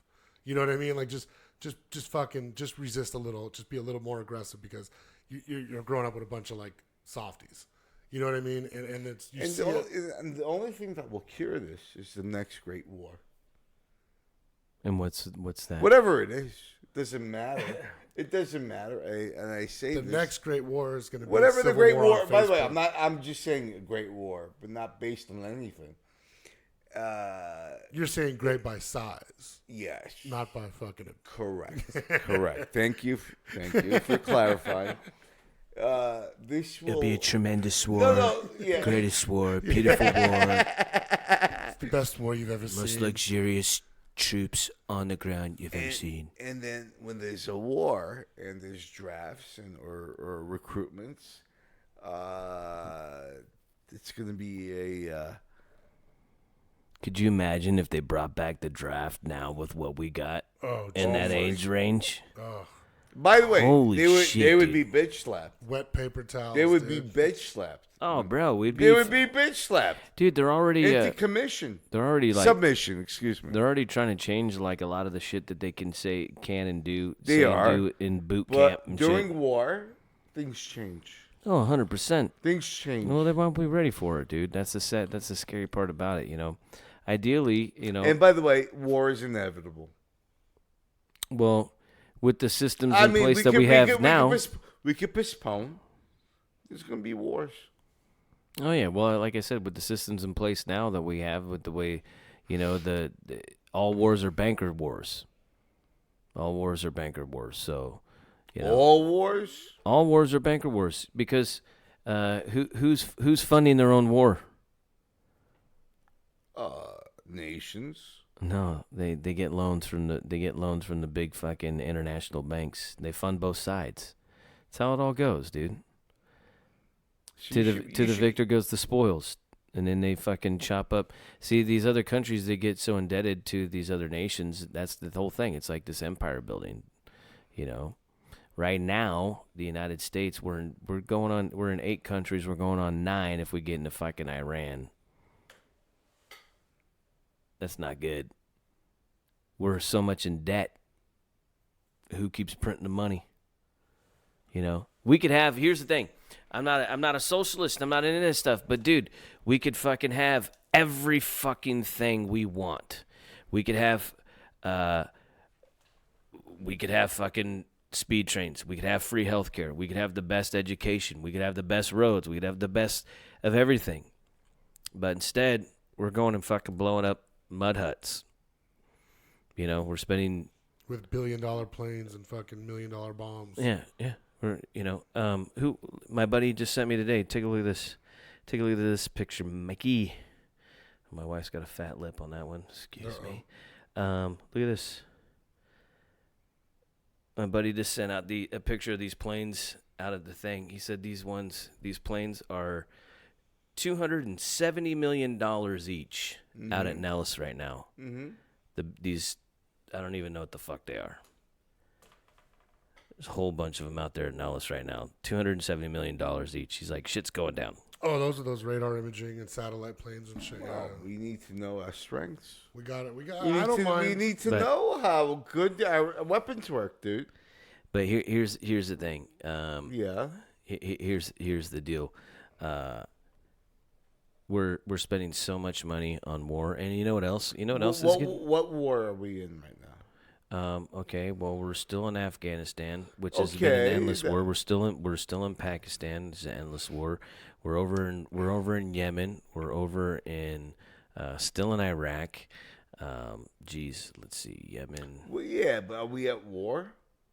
Yeah, we are at war. Yeah, well, we're there and we're still fighting insurgents and whatever, what have you. And here's the thing. Here's the thing is the last few administrations, and I don't know if this one still is. It hasn't really come out yet. I think this one has cut off funding, but the last few administrations have been funding these people that we've been fighting. Right, but we're like Jack Palance, just like Bill Bird says, we're like Jack Palance, pick up the guns. Sometimes the people you fund turn rogue. What's that? Sometimes the people you fund turn rogue. Oh, 100%. So, yes, we are funding the people that we funded, but they turn against you. Sometimes we turn them rogue. Sometimes we turn them and rogue. That sometimes that's the plan. That's the plan. That's the Trojan horse. No, see, you're giving too much credit. No, but here's the thing. Here's the thing on a global scale. Like, so when we're talking about like this stuff, when stuff happens, we tend to think about in our minds on how we operate and stuff. But a lot of these military plans, a lot of these plans with big corporations and like big insurance, banking, we're talking 50, 75, 100, some cases 150-year plans where these people are not going to be anywhere near alive, all right? I mean, a plan's 150 years out for a corporation. Like, how do you know how? But they're put into place, and these plans are pushed, and they're happening. They're executed. So when you go in with like these, a lot of these plans for getting into these nations, different things, sometimes it's a political strategy, sometimes it's for resource, sometimes it's to go into a certain country to just put pressure on another country. It's crazy. The thing is what we're told on the surface on the news is this propaganda. When you start looking into, you start seeing things, or you start. I had a big thing where I used to watch C-SPAN all the time, and I'd talk about that shit, and I'm like, oh, this is going on, that's going on. People are like, oh, I don't see that shit on the news.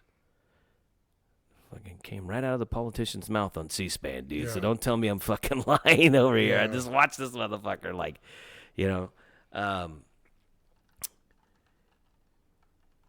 the only thing for the spin, they're waiting for the spin. They don't care what he said. They want to know the reporter spins it. Oh, yeah. Well, if it comes from me, that was one of the things I tell people. Yeah, if it comes from me, dude, it's bullshit. But when you hear it on TV, you'll fucking believe it. So, you know what I mean? Yeah. But are we in any new wars that you were? New wars? We're really pushing for Iraq. No. I mean, not Iran. We're really pushing to get in Iran. But this what you pushing? Trump does things that well, it's the military-industrial complex, but he's a pro war guy. It's money. No, he looks at the money side of it. Trump is a pro war guy. He's a pro military guy. So when he basically he was against all the wars that happened. If you look back on these tapes. I know. He campaigned that way, but then when he got in, he's like, I'm just going to let the generals make those decisions. What war has he declared so far? He hasn't. So no, he hasn't. But here's the thing. So one maybe of the things it's posturing. Maybe it's posturing. A little bit, and I really hope that he would pull the plug. But the only thing is it looks like we're going into they're Or hitting it they're banging the drums for war with Iran. But one of the things But here, maybe that's here's- masterful objective. here's It's a well, I'm an anti-war guy. No, but first and maybe foremost, especially he's all these just- wars that we're in right now is all off of 9/11, which is, none of the countries that we're in have anything to do with 9/11, but all the countries we're in have everything to do with 9/11. Wrap your head around that. The country that had Saudi the Arabia. country, Saudi Arabia. And who do we sell arms to? Who are we in bed with? Very good point. Who was the Very only good point. Who was the only family that was allowed to fly the day? But there were wait, who's Iraqis. the, wait, There were Iraqis. Who was the only family that was allowed to fly the day of September 11th? Bin Laden. The Bin Laden family was allowed to fly when everything was grounded. All right. Well, clearly Saudi Arabia plays some favor for us that we're not aware of, and we don't know of. The House of Saud. Clearly, there's This has something been- that happens. No, there's something Since the 30s with Standard Oil. This has all been in place since with the Bush The family. thing is, we can produce our own oil and be self-sustaining. We don't need Saudi. We No, don't need but Saudi's oil. No. The thing is, we have our own oil. That's fine, okay. But you can't have other places that have oil that could then compete with us, or that can use that and section off that part of the world and get strong and be a competitor, just like Venezuela, just like Cuba. But by the way, Iran is involved in terrorism across the world. We are too. Okay, we're involved in terrorism against who? Against who? Well, Against who? We Who are we terrorizing? well, if you just look at the history of the No. Who are you terrorizing right now? well, right now we're drone bombing Who? a shitload of innocent people. Who? Okay. Let me just throw the numbers out from the last administration, from all the drone bombings. right Wait, now. No. I'm not condoning less. but- I'm not here to condone No, less. but then this is what I'm saying is going into I know, I'm previous not numbers. yeah, Previous okay, numbers. okay. And from my understanding, nothing has come out yet about these numbers that I can rely on. But we don't have the same kind of people doing this work right now. We have people, they're looking at Okay, Alabama, they're looking at, but the other thing is okay. the people who are watchdogs of this during the last administration, all right, the Obama administration, we had a 3% success rate with drone bombs. That means 97% you're hitting innocent people. You're not hitting your target. Okay. That's gonna create a backlash. That's gonna create a problem. There's gonna be blowback with But that. who are we now Okay. droning under the Trump that's- administration? All the same wars that were going on with Obama. That he inherited. Yeah, all the same wars that are going on with Obama are continuing today. Okay, and that's the problem that I do have with Trump, because as somebody who was very adamant on exposing during the campaign that these were bullshit wars and we shouldn't be in these places. I don't think we're at war. We now. are I wouldn't at war. qualify it as war. Okay, here's the thing. Here's the thing is what Obama did is these are military actions. These aren't declared wars. We haven't had a declared war since George Bush. I don't even think George Bush actually declared war. I don't think he so so these wars that we're in, and they are Maybe wars I because guess there's I know, military I- action going on between stuff. There was no congressional approval, this, that, and the other thing. They got us right on into these things. The thing is we're using military money. We're using billions of dollars a day or whatever the fucking deal is. It hasn't stopped. He did reduce. I will say this: he did reduce a good portion of what was there in like Iraq and stuff like that. He did reduce. The only thing is, he hasn't ultimately stopped anything from the other administration. He hasn't stopped any of the wars. So everything's been still going. Well, I don't think it's that easy to just stop. It is. It is in a sense. I think It is in a sense when he said we're getting out of, like, he's saying, I think if I'm not mistaken, we're getting out of, he wanted to say we're getting out of Iraq and we're getting out of Afghanistan, right? And I think we, in Syria too, right? But he said, he's like, it's not a winnable war. It's not anything. We need to get the fuck out. Right now, a win is if we don't start any more shit. So he's doing good in that regard, but supposedly he's bombing more. But he's bombing more. That's what I've heard. But these aren't anything that I can actually. These aren't anything that I can actually rely on because there's so much vitriol going towards Trump. The thing I do know is he ultimately is a police state and a military guy, self-professed.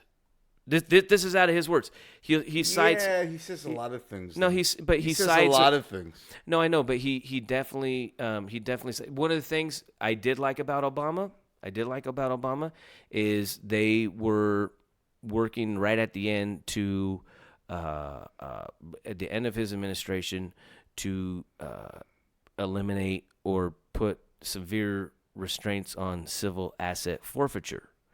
That's legal theft by the police. The police just pull you over and be like, ill-gotten gains, you drug money for your car, we're taking your car, right? I was a victim of this. I was a victim of this. I have friends that are victims of this. Trump went and fucking, oh no, we're putting that back. No, that's all good. We should let him have that. Right? So now you have a lot of that makes a lot of policemen highwaymen. You know, put your nose in the car. Oh, I smell reefer. We're confiscating it. My old roommate, they fucking took a bunch of his shit. He had a bunch of cash on him, too. He was moving from Minnesota out here. So he had everything, like, I don't know, but it was under 10 grand in cash. And they took it, you know. But anything, supposedly, it was like anything over 10 grand, they're supposed to seize, but this is under. They found a little bit of weed. They found his personal stash of weed, and they're like, "Oh yeah, no, you're a drug dealer." It was like a half ounce. I don't think he got anything back. I think he got his jewelry back. I think he got his money or anything back. But Trump. Trump supports a lot of that stuff. But I'm not anti-Trump. I'm critical of anybody in that position. But Trump has done way more than any other president that I've seen in my lifetime as far as like doing stuff for the people. And he's also caught more heat than anybody I've ever seen in my lifetime of outright lies. And that's my whole problem. That's like a part of the whole ThinkStopper, my whole mindset is like, we're all being played by these people, by the media, on what to think and how to feel and who's good and who's bad, But what has started? The only thing that's starting right now, and this is where you start getting all this abortion shit into play, becomes the big news, is because there's serious tensions going on with Iran. All right, and when you have everybody worried about abortion, no one's looking at if this is just or unjust with us going over in Iran. So they just keep throwing out all this stuff, but then the news is just bombarding about. So Iran is a noble country? I'm not saying that, but what I'm getting at is there's no. Iran funds terrorism. That's what they say. No, they do. No, it's fact. How is it now? Here's the thing. They do. Here's the thing: do we believe? It's called the Hezbollah. Do we believe? Hezbollah is a heroic front. But do we believe? The FBI. And by the way, do we believe the CIA? I believe we have plants here. You speak about it you talk about Tommy Robinson. Mm-hmm. So we have issues here in this country where we have infiltration by others from other countries that are here to do harm. No, it's true. Okay, so this is not in contradiction with anything you've said here tonight. No, but they are funding this. They have plants here ready to go on cue. They do. I don't think. Oh, I'm not gonna be like, I'm not gonna be. I need to see evidence. Source, No, give me your dude, source. you I were- know what you were you're so- saying. I know what Okay, you're saying. okay, I know okay. exactly what you're saying. The only thing is the tensions that are raising with Iran are right now. Well, there was a on the plot. surface, There was a plot, and I don't. seems to be completely manufactured. Why? Why? Because they're Sweden. From a They're- setup. Why? think it's why? Because they're so Puritan. Is that why? No. Why? Why? Because Is they're it- angelic. No. Again, we're getting into there's a lot of layers on this. There's a lot of You layers think on they're this. up But to good? I think this has been a slow play with Iran since the 70s with Carter. To be honest with you, Okay, but is Iran for the benefit of the world? Is that what their objective is, to benefit society? And you think they're not funding? They're involved in the Yemen wars that's going on. They're involved in Hezbollah, which are very righteous men. Okay, Very righteous men. Well, hold on. That hold on. will Wait, sacrifice to what, their own to what, people. What capacity in Yemen? They're what capacity? They are funding their how would you say, their disciples warring against Saudi Arabia. Well, see, here's the thing. Once again, I'm not here on Saudi Arabia's side at all. I'm just saying they're not here. They're not pacifists. That's what I'm going to say here right now. Well, That's what I'm going to say. in They the are last- not. in the They're. last, I linked like- them with North Korea. I mean, Yeah, but there's the no last- difference to me. the last 200, I think it's 250 years. Yeah. They have zero offensives attacks. That means they've gone. No, they're funding Hezbollah. They have gone. They like to do proxy wars. Dude. Well, they've And gone that, out. that, They you haven't don't even- count that as a war. and here's another thing. They're very slick. Iran is 100% completely surrounded by U.S. military bases. Now they are. They've been for. Now they are. they've been No, since the now more 90s. so. Now more so. Oh, yeah. Now more so. Last thing we need is another war, dude. That's all I'm getting at. Last thing we need is another Well, war. I don't- I- and these yeah. people, they got nuclear weapons. They got nuclear weapons and all stuff like that. Well. These are okay. So here's the thing with you, which I'm finding very interesting. You defend Tommy Robinson against his stance against this It's culture, his freedom to this speak. culture. No, but this why is he talking? He's talking about this culture, and yet you're defending the culture. That this I'm is not. very. I'm not defending the culture. What I'm getting at is Okay. I don't. So here's the thing: I don't- is the culture I don't out think to we need harm? another- I don't is the think we need culture is the culture out to harm or not? That's my question to you. I can't speak for the culture. I can't. can't? I What- can't. what's your opinion? I can't speak You for the can culture speak for your because opinion. there's two things going on. There's two things going on. Because when we get into the history of Iran, and a lot of people were there, right? A lot of people were there. You get into people who were very westernized. Okay, and it No, wasn't. the Iranian people are great people. Yeah, and it wasn't It's until not about that. It's about the wasn't the until about, like, religious. this. It It's wasn't about until the authorities. It wasn't until about like the 70s when you have the war going on with Afghanistan, the Russians, and all stuff like that, and then you start getting into these different factions that are going in, and they start really pushing that hardcore. But that's who's in charge. Okay, and I get that. I totally understand. The thing is, when we're saying, "Oh, we're fun," like we, as a country, and our agencies, intelligent agencies and stuff, have had a hand in all this. Right? We've been manipulating a lot of this stuff into what we have today. It's almost like they're controlled opposition. All right, and that's how I'm looking at it, as we're talking about earlier. Like, oh, we put up these puppet dictators, and then they turn on us. Well, sometimes we put them into place, and they're like, you know what? I don't want you telling me what to do. Da da da da da. And they go on their own, and they try to. But what I'm getting at here is, ultimately, I don't think another war is going to be the way to solve with any tensions with these people. No one says we're. But by the way, you're assuming because we're not at war. And here's the thing, and I know this is a thing. I know this is one of those deals. You can't go all by the social media, but if you look at the last things by Trump's pretty adamant on being steadfast with being with throwing down with Iran, saying you don't threaten us, we'll set you straight. He does that with any country. Oh, I know. No, I think that's the way to handle it.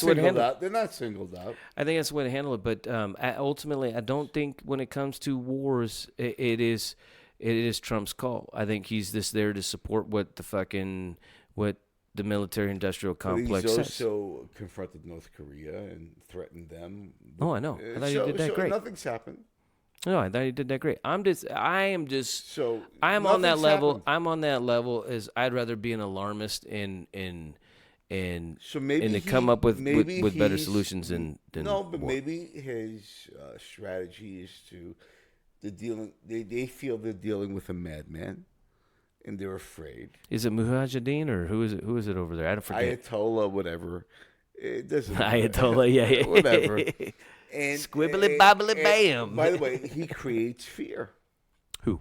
Trump creates fear with these countries, and they don't know how to deal with this. He's throwing them off. No, I definitely. So I don't know. So there's no war going on, and this is like liberalism war. What we're going through. It's not, dude. Till this war, talk to me then. Oh, I hear you there. Okay. I hear you there, but I just don't By think. the way, whatever he's doing, I just don't think it's he's anything not that for can be war. left done. If you looked at his previous interviews, I'm with you on that. He's not for war. My but thing he's is not my, about. He talks my about. thing is Yeah. if I was going to say if I had any if I have any defense of Trump or like anything or the defense that I do have of Trump, the one thing that would really be a backstab to me and stuff like that would be to do something like that, to start another war. Because of like pointing out, like you're saying, he's against war, and he's pointed out he did the same thing.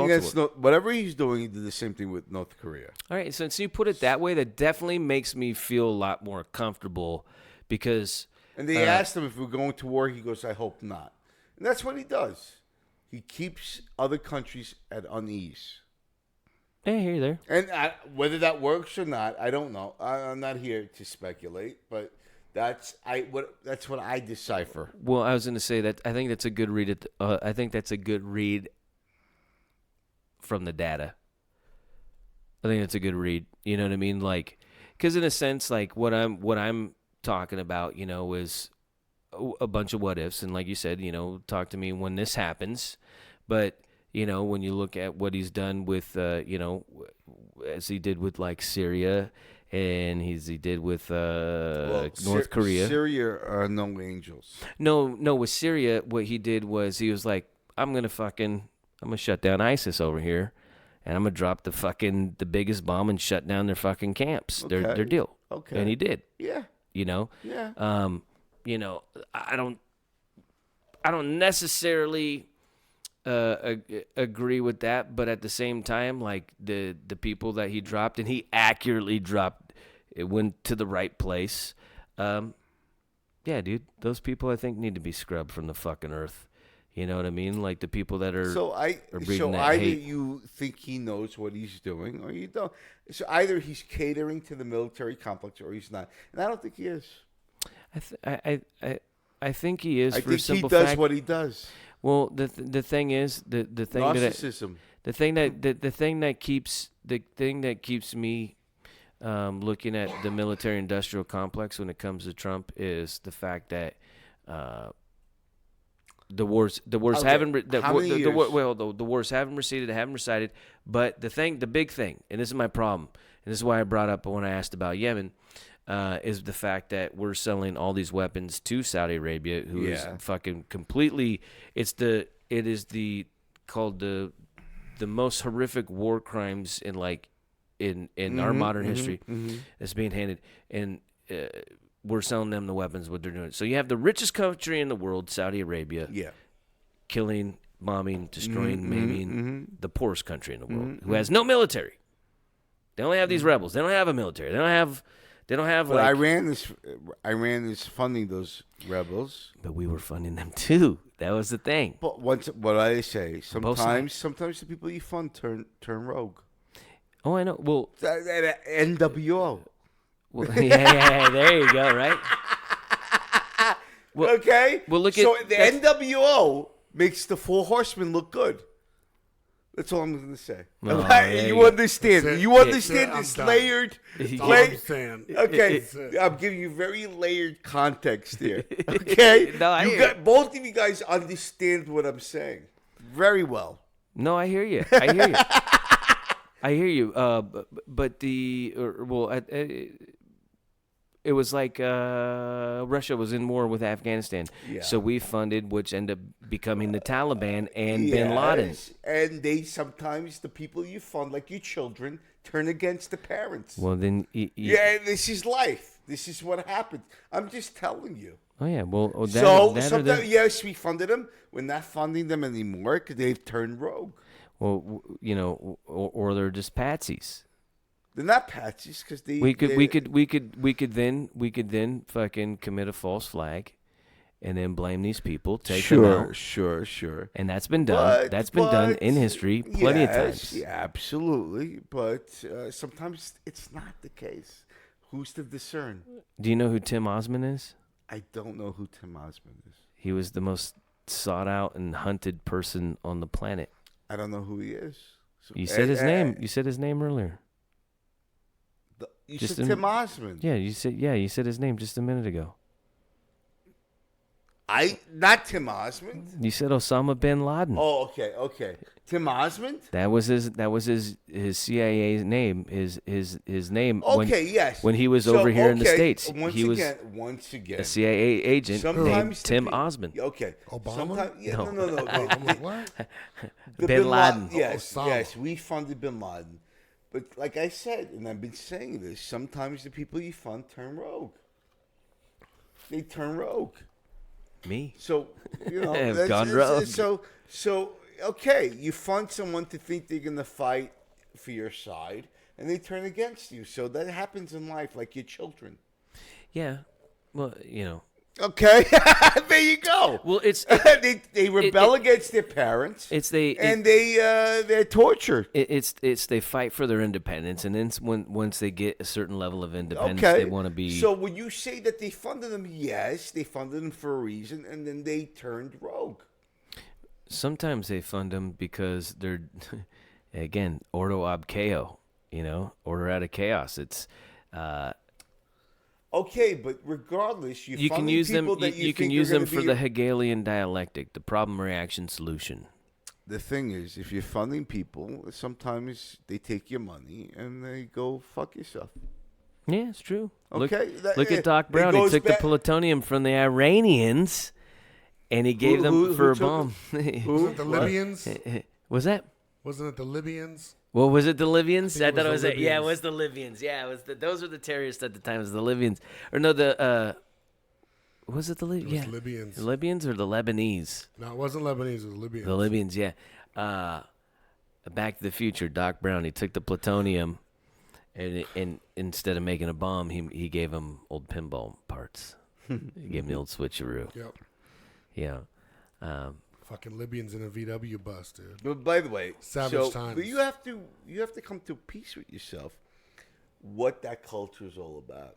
Oh, I know what the culture's Okay, all about. so then I wouldn't be so concerned about what we're going to do or not going to do with this particular culture, because if you know what their culture's about, What happens? then everything is inevitable. In here's the thing. end, whether it's now or whether the next president or it's inevitable. Here's the problem, though, is when You there's think this pacification? when there's more wars and there's more stuff going on, there's less No, but there's answer less me. liberties for us at home.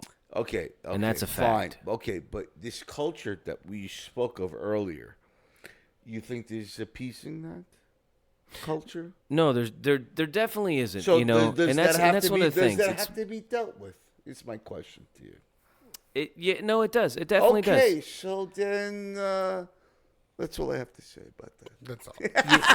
Well, you know what's funny. You know what's funny. No, you make a very valid You're point. so concerned with this country that propagates this type of mentality, stones gays, subjugates women. Really, where's your tears coming from? Okay, so why aren't we why aren't we doing the same thing with the Saudis? No, okay. Why are we not doing? What are we human? We're human. We do everything right. Why do we solve everything? Well, that's a cop out. Why are we worried about climate change? Why are we not correcting pollution? Why are we not doing this? Because we're flawed. No, definitely we're flawed. We're definitely flawed. But I'm saying, like, if it's So it's okay. It's at okay. least do something. It's okay for the Saudis. Focus on something. So if it's okay for the So Saudis we to. ignore. No, I'm not. I am not. By the way, No, but I'm saying no statement came from here. No. I'm not. Yeah, I would never. I I know, would I never know, put that in your mouth. I No, know. but what I'm saying is that I'm not saying within sometimes, within the argument, like you you're said, saying your enemies for whatever your paradigm was.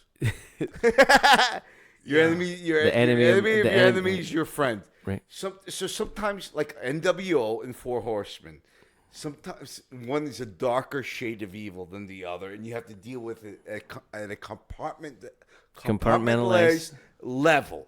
That's what I'm saying. By the way, they're all no good. By the way, what these subjugating cultures that subjugate people. well, that's They're the thing. all no good, but in reality, you have to deal with the situation and make strange bedfellows to defeat the most evil, and then maybe you go down the ladder. I hear you there. That's all I'm saying. I hear you there. You know, that's one of the things that people that people. Well, that's one of the things. Is like I always get a kick of like out of atheists.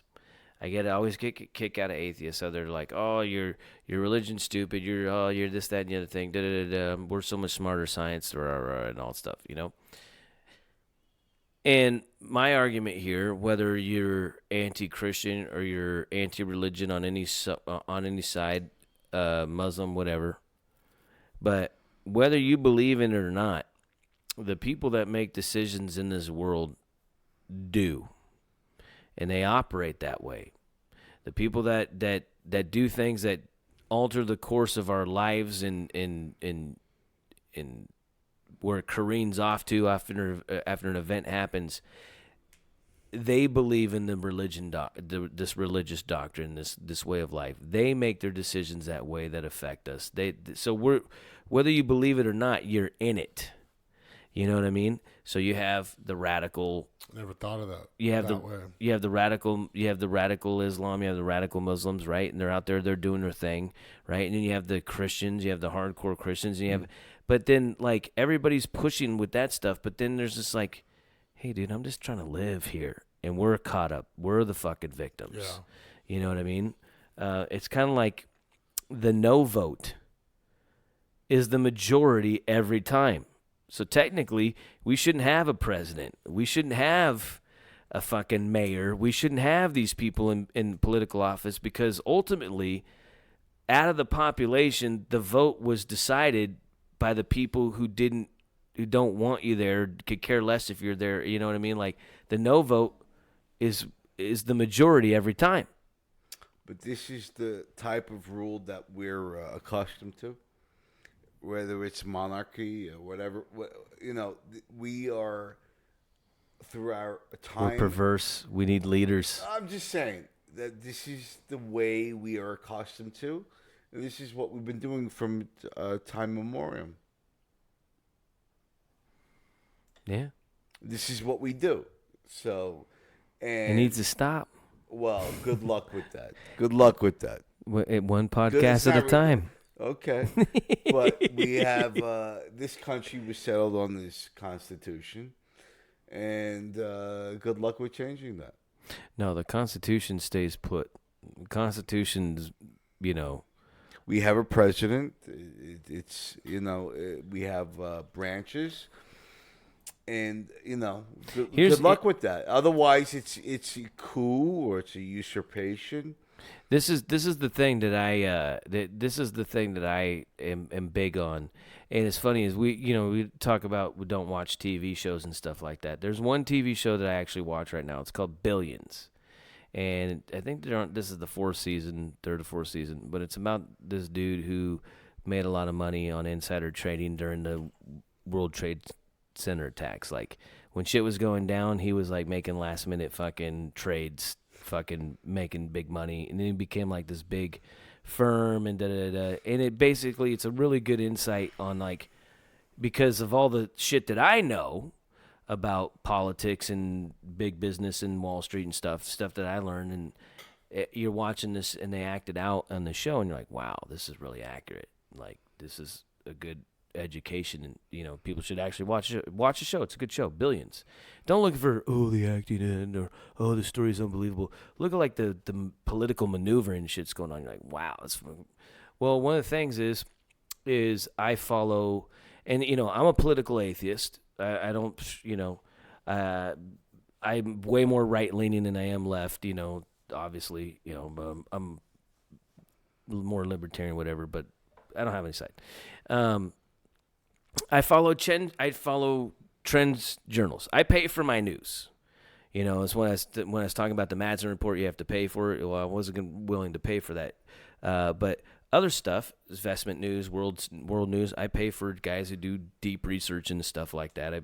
It's annual. It's like $150 a month, or not a month, a year. But I get like tons of great information stuff. They're following trends, these big businesses and all stuff like that. I follow the Trends Journal with Gerald Celente, the most successful trends journal. He's our modern day Nostradamus. The guy's like unbelievably accurate.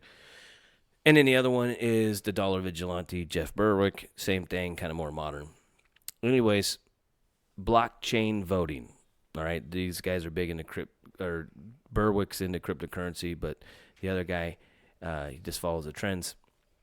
Blockchain voting. The blockchain is basically a ledger. It can't be hacked. It can't be frauded or anything like that. They're starting to sell homes. They're starting to do taxes. They're starting to do all sorts of stuff via blockchain because you can't. It's so far uncorruptible. You can't, whatever. They have already been implementing blockchain voting. All right. Now the argument here is, it's not secure. Well, if you can bank on your phone, which is what do you need to be more secure than anything else? Then you can fucking vote on your phone, right? So blockchain voting, you could vote, and it could be anonymous, but you can see the results. You can see the immediate results. Well, here's the thing: is we could pretty much eliminate lobbyists and almost all the politicians. We won't have to. We can actually vote directly on a bill. We can vote directly on a law or anything like that. We don't need to vote for a representative. This is one of the things in that show. They're showing how all the politicians are trying to shit on blockchain voting. And they're putting up all the stuff on the show and why it's bad. And then they have the guy who's considered a bad guy who's pushing for the good, he's pushing for it. And there's a couple of people who are for it, but they're pushing. They show you how it puts the power like back into the people's hands to where like voting would actually be accountable. How many people would vote if they didn't have to go and stand in line? Mm-hmm. You know how many people would fucking vote if you know what I mean?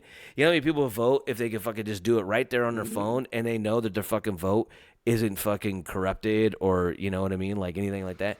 So we have this in place now through the media, through this show, and this is a very small thing, but it's planting that seed, putting it.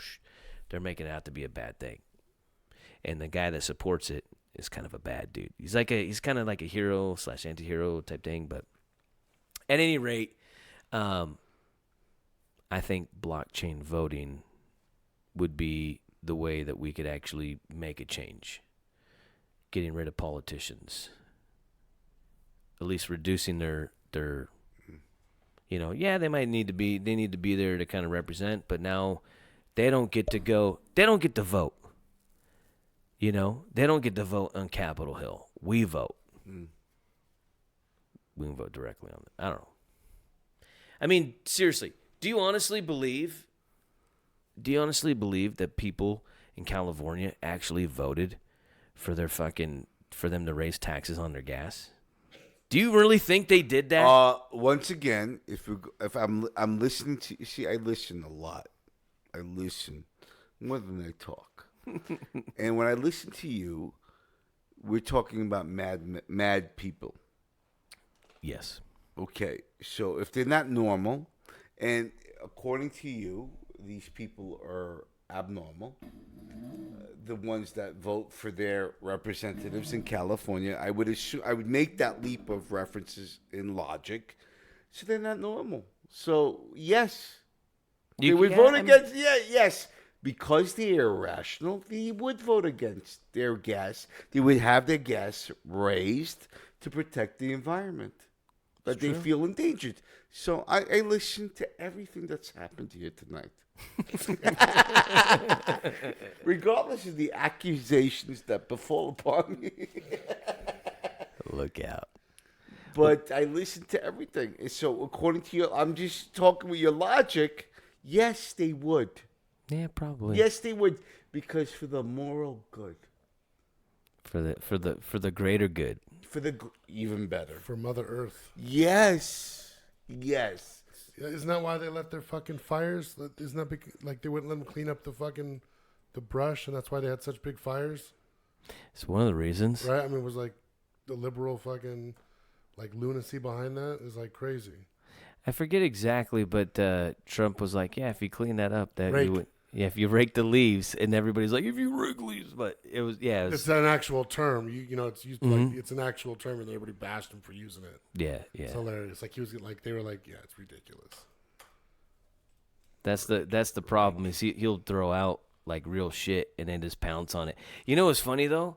Real quick about Trump, I think this is genius. Someone pointed out they're like, yeah, Trump will write something and like. They'll say he purposely puts a typo, so then the left-wing media just fucking blasts it and puts it out. So like, look at this idiot, but then everybody's reading what he's saying, and it's just going out everywhere. And you're like, but they're like, yeah, but so what if it's a 3 instead of an E? Yeah, like something stupid like, yeah, Kofifi. Kofifi or whatever. You know what that means though? No, I don't. So somebody found out it was a word that was like dropped out of like the vernacular, and he's done another word like bigly was another word that was dropped out of the vernacular in like the early 1900s, right?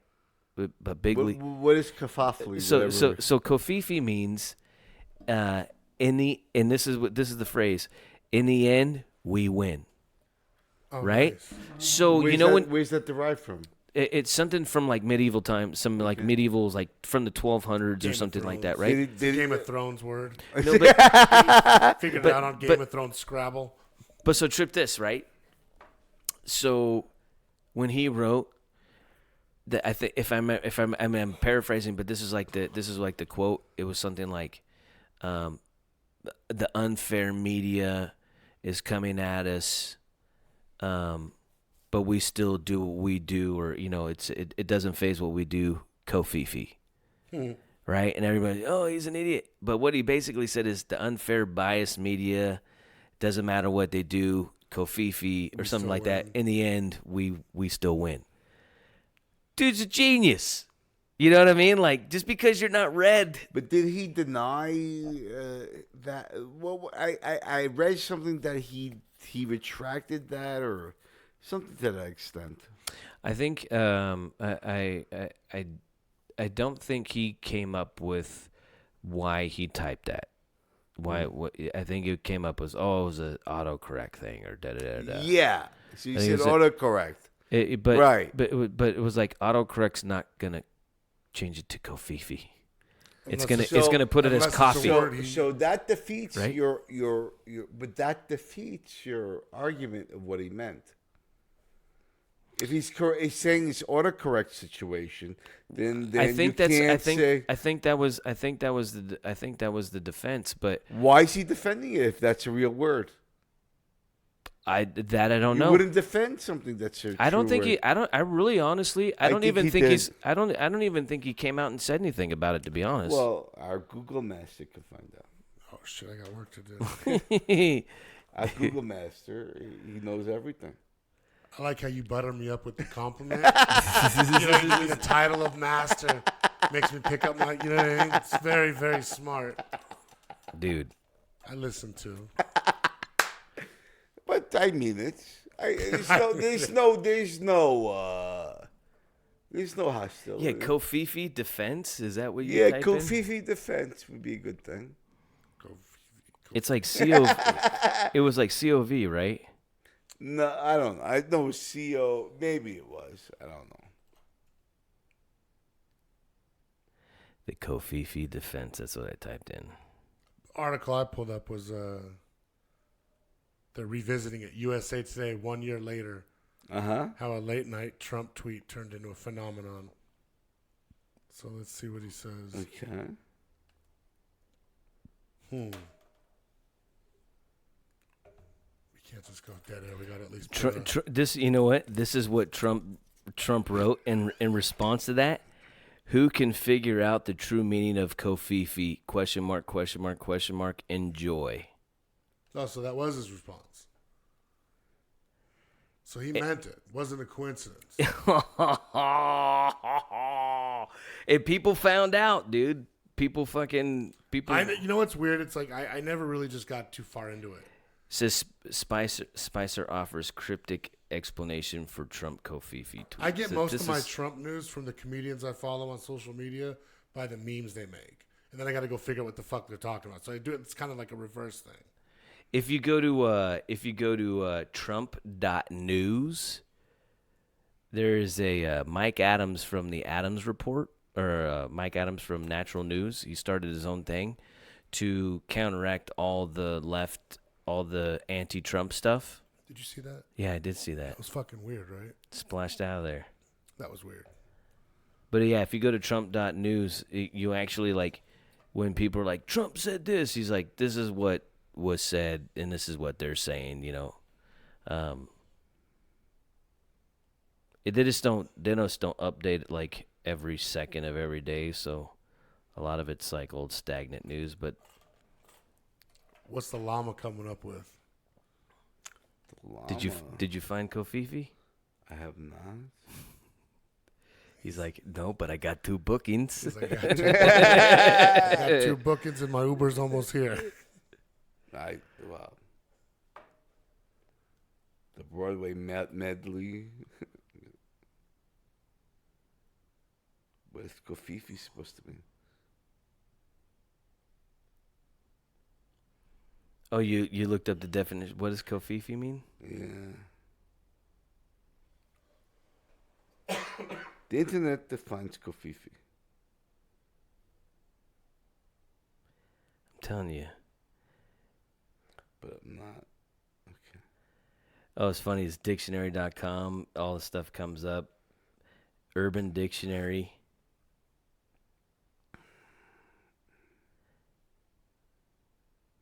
Fact check. Is Kofifi Arabic for I will stand up? Too much out there. There is. It was some pastor dude who fucking put up. He goes, in the end, we will win, or whatever.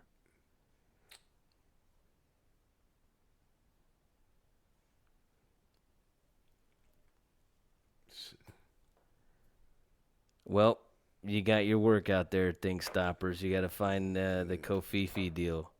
Yes. Because now, dude, which used to come up all the time. They're trying to say it stands for coverage. He meant to write coverage, but it wouldn't have made sense. It wouldn't have made sense from. I'm not getting anything definitive here. Dude, we got the left. We get all this leftist news. Yeah, PolitiFact. All this, it's all Huffington I'm not getting Post. anything. Yeah, it's crazy. I'm not getting anything. Let's see, stack it. Let's see what the Stack Exchange says. Negative press. Kofifi grabbed him midnight. Kofifi tweet. Kofifi explains his Yiddish. It's Yiddish. It means go to bed. It means codependent. No, go to bed. It's Yiddish because he made the tweet at 3 a.m. Yeah. They said it's Yiddish for go to bed. Funny. It's funny. Yeah, no. The one that I saw, the guy said it stood for something. It was from like medieval, like from the 1200s. It means we will win the Kofifi Act. Oh Jesus, dude! Now they want to. You can't have typos. Dude, we gotta fucking shut. Dude, we've been going way strong on this one. Good lordy. This one's gone deep, dude. Deep. Yeah. Deep. I'm done. Yeah, My dude. career is over. It's over. It's over. Yeah. My career is over. Your career's Everyone over. will find offense for what I've said too but much. I said too much. And Not yet, enough. Not enough. And yet not Very, enough. very not vague, very vapid, but enough to sink you. Yes, enough. Enough to bury me if you want to. If you have enough information You right left now. a couple shovels out there. Yeah, I left it out. You can interpret whatever I said. Not you, but You've they. you've insinuated a lot, I've insinuated that's left to interpretation. They're ruthless. and you didn't. Yeah, and you They're could say animals. whatever I said here tonight. Well, you're using your and proper pronouns. I'm They. using very, very proper, but yet I can be condemned. And once I become condemned, I will go the Owen Benjamin pathway. Yeah. These ThinkStoppers are ruthless. I will go Owen Benjamin styley, different and better. Nice. Well, where can everybody find you out there? Well, Where's the best way is to receive my newsletter of healing at Tommy Lama, 1 L, not like the horse, not like the animal. Not Lama. Lama, like the Dalai Lama. Yeah. TommyLama.com, and you can subscribe to my newsletter. And my website is TommyLama.com. You can see my schedule. You subscribe to my newsletter, you get to see where I'm performing. And sometimes I perform in Vegas. It happens. After the disgusting endurance I had to deal with disgusting people who stole, who pilfered, will eventually be met with their karma. Namaste. Boo bam. Boom. We're gonna sign off with that. Easy bail bonds. Yeah, I'm just letting that. I'm still fading away on the ThinkStopper. Yeah. Llamas Day. Thank you so much, guys. Yeah, we're coming back at you. Boo bam. Number 25, all the way live. Peace.